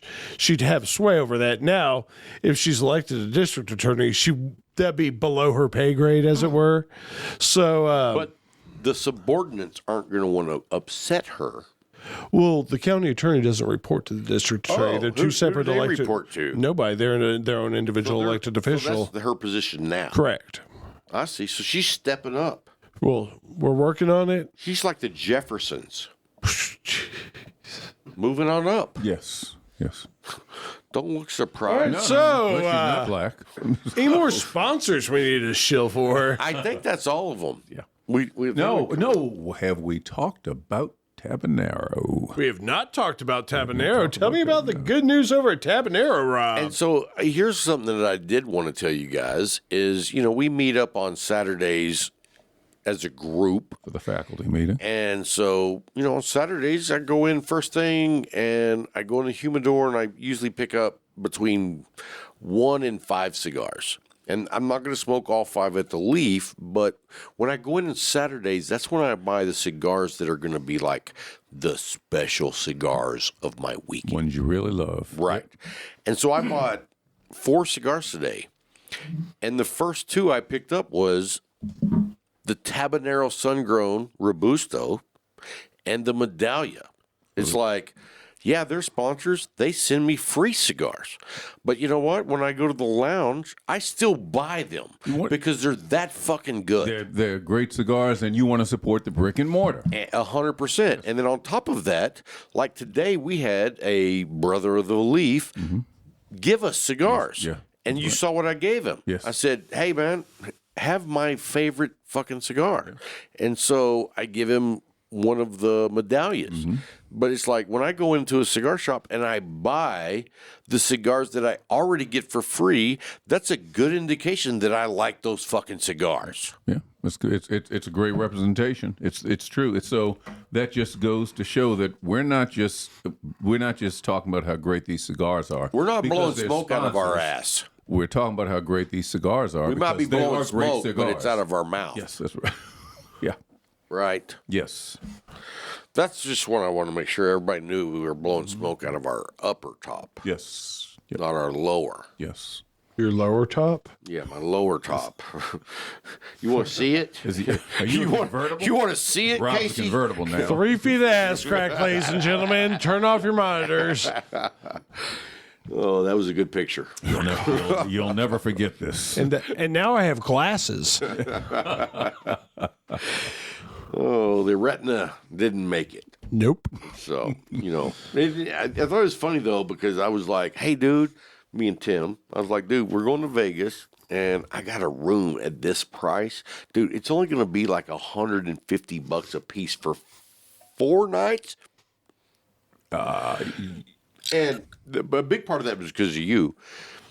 And then Huge Tim part. was like, And thank you again. Oh, of course. but Tim was like, you know what? I'm just going to get my own room. And I was like, what do you mean? Fool me once. He was like, well, last time we went to Vegas. And I was like, I don't know what you mean about last time. Dude, you sleep naked. And I'm like, yeah. Don't you? Doesn't everybody? Right. I don't. Or do you not? No, I don't. Why? I just don't. I know, but why? My boys need a home. Because if Do he you slept sleep naked, he might, self-asphyxiate on that. No, he's getting choked out by an anaconda. Sometimes my double agents go rogue. You don't? Do you sleep naked? Nope. Nope. Do you? You. Oh, me? Yeah. No. I used to. Do you? Are y'all fucking for real? I'm the only one that sleeps naked. I used to, but now I got 3 kids, and they can come in a room anytime. My kids have left home. I stopped for a long time. If they're not home, naked. All right. Okay, I can appreciate that. See, I need just kind of like Larry was saying, you want to roll over in the middle of the night, just yeah. What do you mean? It's like a kickstand, Larry. You got a bicycle. You know how it works. It's not so much it's the balls, man. You ever sat on a ball before? You ever say, it's not pleasant. And little truth between you and me, just between us girls, got a huge ball sack. If I can hanging low, right? How old are you? Too young to be having a ball sack hanging this low. It just keeps getting bigger. I know. And you roll over on that in the middle of the night, you're not going back to sleep. Right now, you have plums. They got Botox for that. Larry has melons. He makes Dolly Parton's tits look small with his ball sack.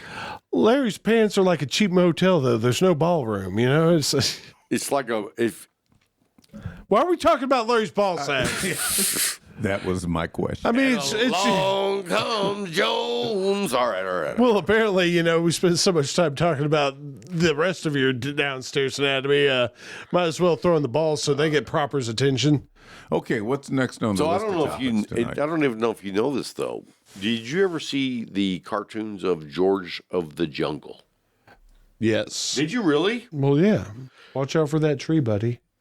So Watch out for that tree. Yeah, what you don't know is Larry's dick is the tree. So look out, George. Hey, better than being the vine, I guess. Whatever works for you. Jesus. We're like that. You know what? We don't care what you do. We don't judge.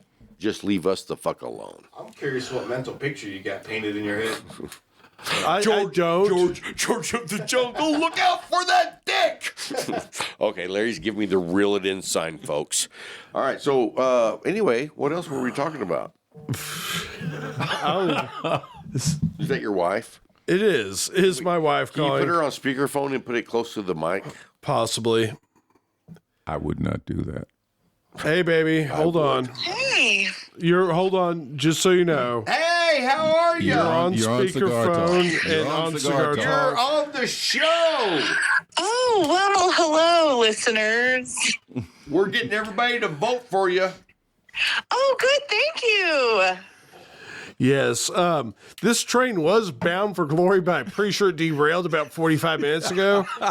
That's not true. It only made it An for hour. 15 minutes. Yes. Hey, but we did say we would love for you to come over and be on the show and Casey not be here. That awkward silence. Well, I would be happy to go on the show. Oh, yeah! Yeah! He's like, I'm going to talk to you later, honey. My God. I will bring my cigar counsel with me. So Who's your cigar? Boo! Hey, we love your husband, but we would like to get you alone.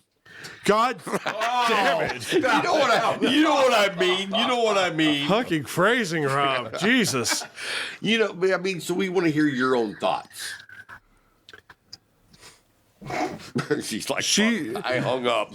Yes. She hung up. Thinking, how can I get out of this? No, I'm still on the line, but I don't want to interrupt or derail the podcast any further. Oh, it's already been derailed, baby. Yeah. And you're not responsible. I will give you a call when Your husband has not been drinking at all. He yes, did not which succumb is to peer. Zero. He did not succumb to peer pressure. which in retrospect I wish I had.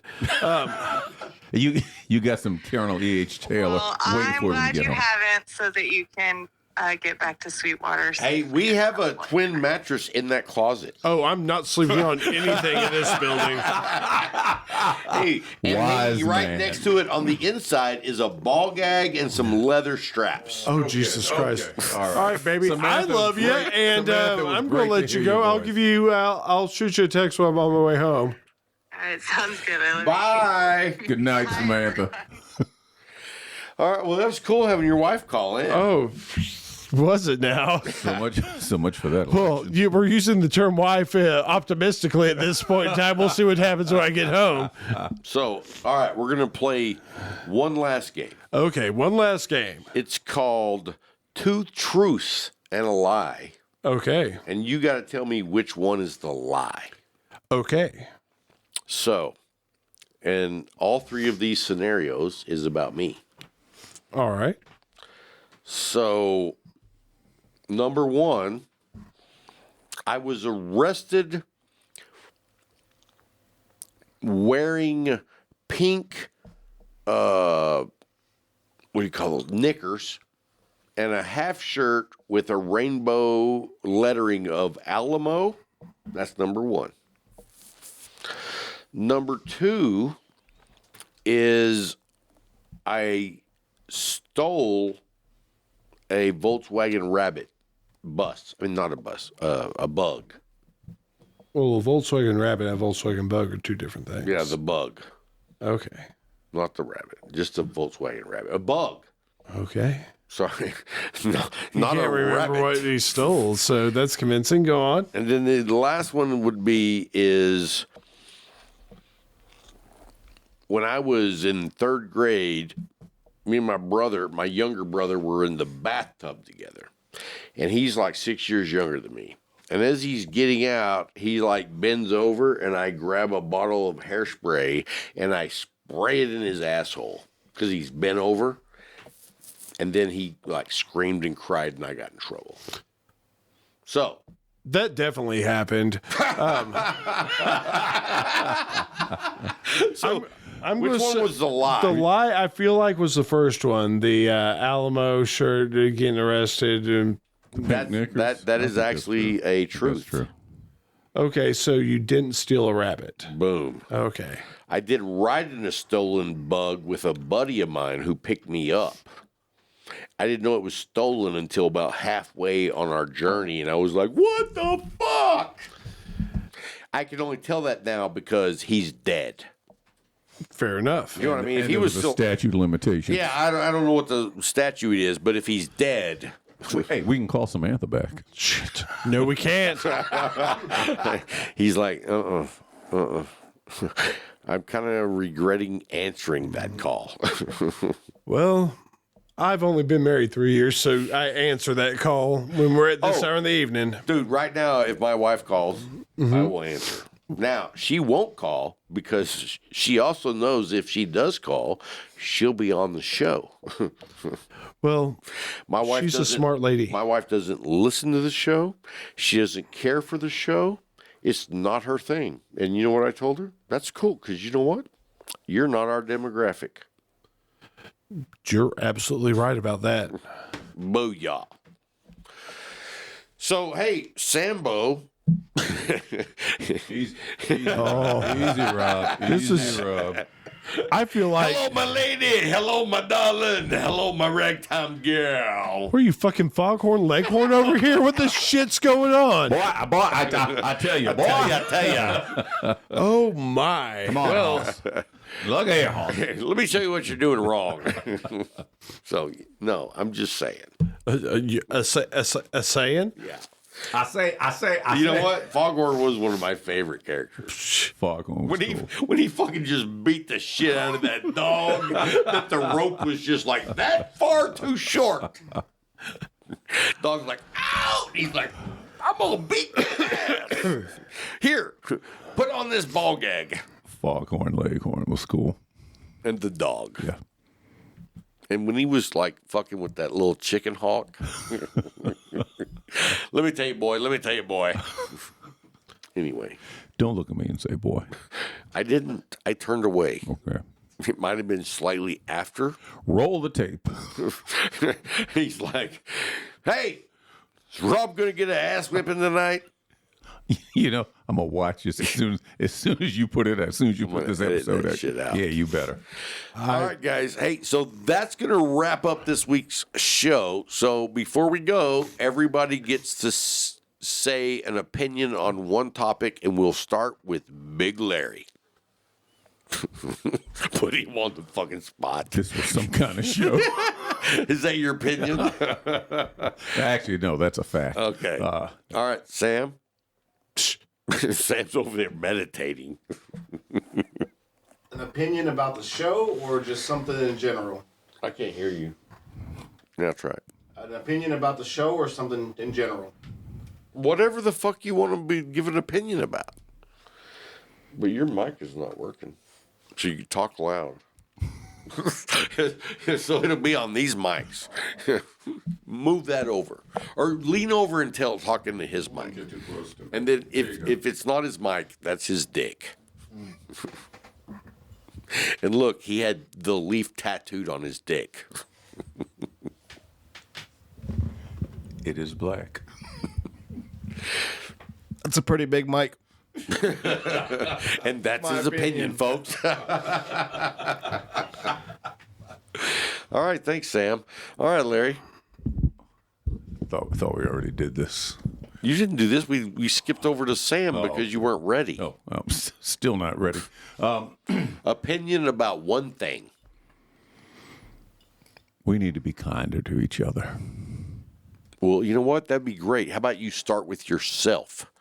I'm always kind to myself. Yeah, but I'm not talking about you with others. Oh, okay. How about you not like butt fuck Scott Fritz on the show? Okay? The way you talk about Fritz is appalling. So once again, I remind you, the people I know to listen to this show. Sorry, Fritz. Hey, you know what? Here's the bad thing. And I do feel bad because last week on the show, I didn't even know this, but he said Scott Fritz's dad died. Did you know that? I did not. I did not. And I said, you know what? I feel your pain because I understand that. I've gone through that. And so, you know what? Hearts felt warming to you, Scott. And then on the flip side, I'm like, it kind of sucks that your dad died because I wanted to beat the fuck out of him for raising such a fucking pussy. You know what I mean? But at the first, I mean, that was kind. You know what I mean? It kind of it's a balancing act. You don't want to go overboard one way. I feel like maybe you missed the mark on that. You think I undershot? Jesus Christ. It's okay. So anyway, maybe I could be wrong. Underperformed. Yeah. Yeah. Anyway, how about you? What's your opinion about so far this year? My opinion so far this year, just like one I'm not random coming opinion. back. You know, I skipped all of 2023, skipped the rest of 2020. No, I'm just kidding. No, going into the new year and everything, I think, you know, Larry's had the be kinder thing going for a while now. Work in progress. Truth. I mean, you know, I'm going to work on trying to give more grace. you know, and I think that And I think we'll see that this year. I think we'll see that some just retirement might mellow a man. Who knows? I hope.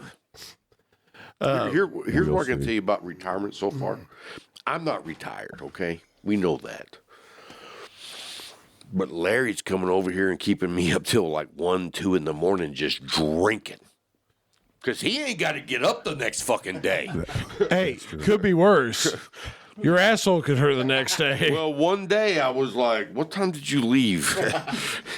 Jesus. I was like putting that, you ever had that powder that's called like monkey balls or something like that? No. Yes. You know which one I'm talking about? It's the monkey ass. Monkey ass, not monkey balls. Alfred knows. No. But like they have like a regular powder that's like mentholatum. They have one that's wintergreen. Back in my day, we called it Gold Bond, and I used to do the Gold Bond, but then I got the monkey's ass because there's just a cute little cartoon on there. Well, if it ain't broke, don't fix it, man. If you're going to dust the nuts, go with the Gold Bond. It's like rhino lining for your sack. That's valuable. Absolutely. So my one opinion, my one hot take is... You have any... Oh, go ahead. 2024 opinion, hot take. Dallas Cowboys are going to shit the bed again. Okay, well, we've seen that movie, 28 times in a row, and yeah, that's how it ends. So that's not fucking prophetic information. I thought it was We Them Boys again at this point. I don't know. Oh, is it not? Did y'all have the faithful already given up? Okay, well, you know what? We have the fans that drink the blue Kool-Aid. I don't. Because, like I said, I've seen this movie for 27 years in a row. Guyana Punch. It ends the same. It's a never-ending loop. Yeah. Guyana Punch. 100%. No, I'm saying Guyana Punch. It's not Kool-Aid. The people at Kool-Aid get real pissed when you associate. Do they? Oh, yeah. I just say it's the Kool-Aid because, like, Jim Jones. Correct. He didn't use Kool-Aid. It was Guyana Punch. Oh, you know what? I wasn't aware of that. Most people aren't. I actually watched the documentary. There's a great punk rock song by the Judies called Guyana Punch. You should listen to it sometime. It's about Jim Jones. It's fucking nuts. And I love stuff about Jim Jones because, I'm a Jones. Of course. My uncle's name is Jim Jones, and that poor son of a bitch was graduating from Hardin Simmons about the same time as that was going down. So, did you ever watch any documentaries on Jim Jones? Yes. Wow. Oh yeah, that dude was a ladies' man. He was charismatic as fuck. I mean, if you're going to serial killer. I mean, if you're going, let's be real. If you're going to lead a cult, man, you got to be charismatic. Oh, 100%. I mean, I don't see a lot of difference in him and Kenneth Copeland. Well, yeah, because there's not. Well, Kenneth Copeland hadn't done the whatever. No, he's just yet fleeced people for a shit ton of money. Right. But he hasn't hey, everybody drink up. Well, yeah, not all cults have to lead into mass suicide. Look at our friends out here at Yahweh. Do you know I interviewed, what was that dude's name? Phil, about being in a cult. I know. And he fucking just was brutally honest. He was like, dude had a big cock. No, that's not what he said. What did he say? I wasn't listening. He didn't say anything about cock. Well, not during the interview. He did be like, that Larry, I bet he has a big cock.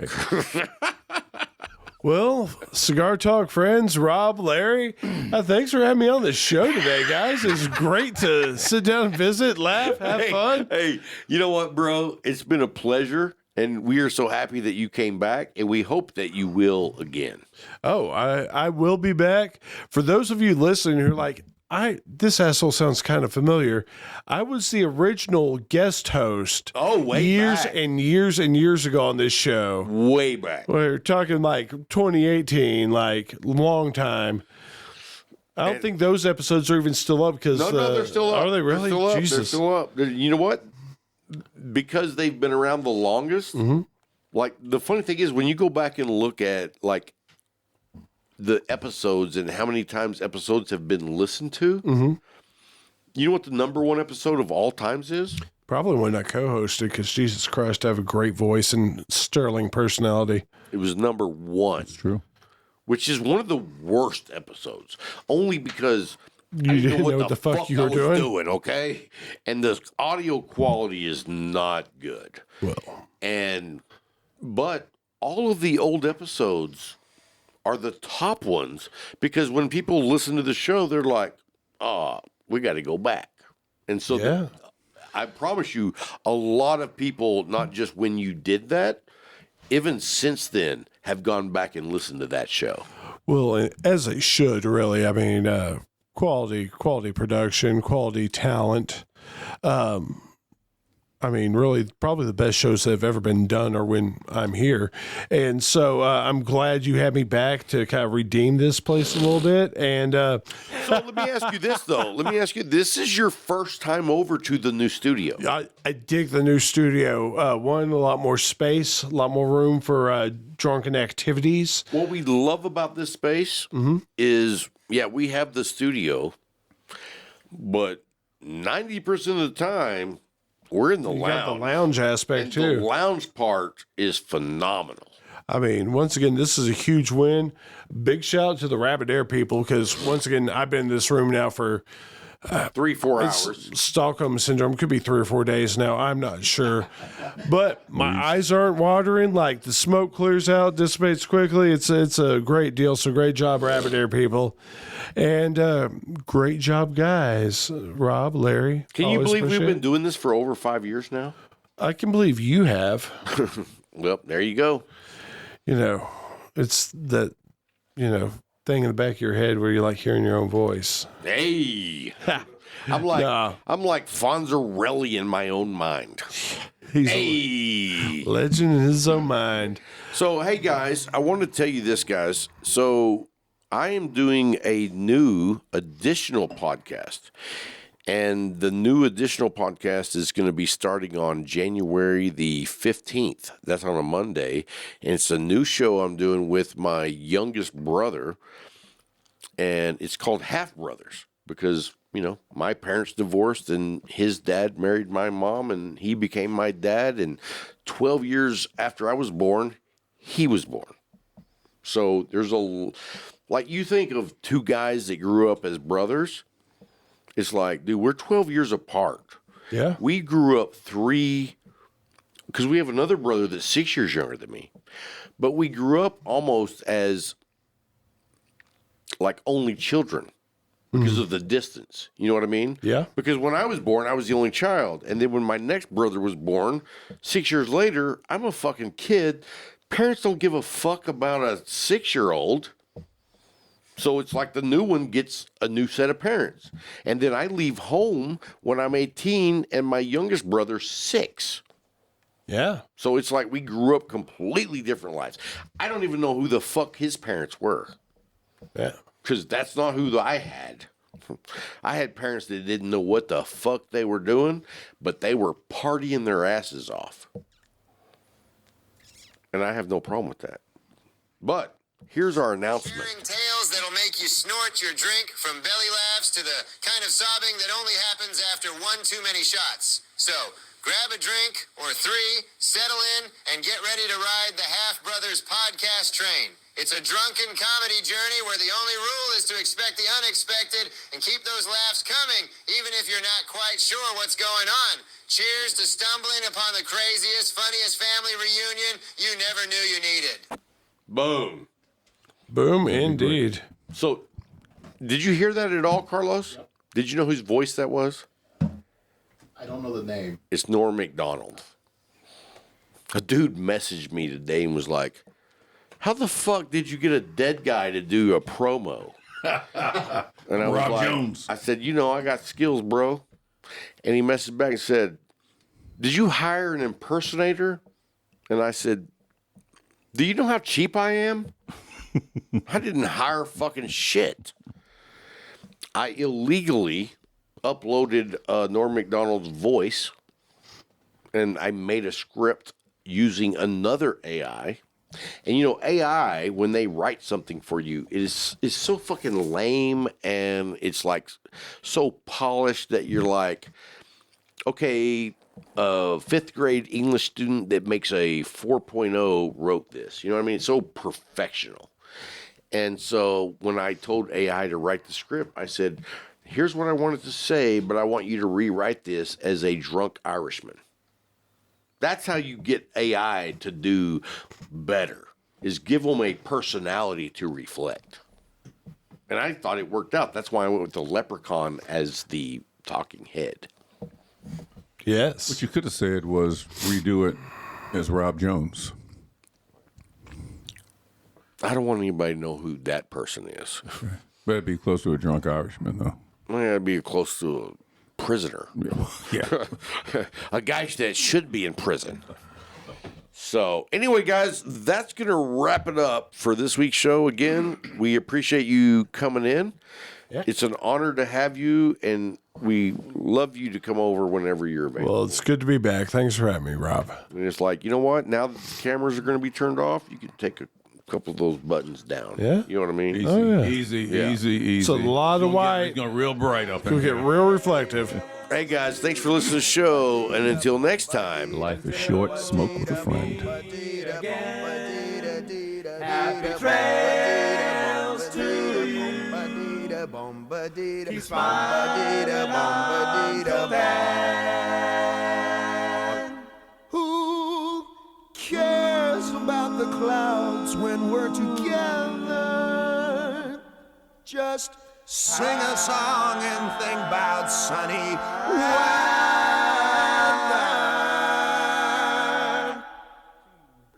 Happy trails to you till we meet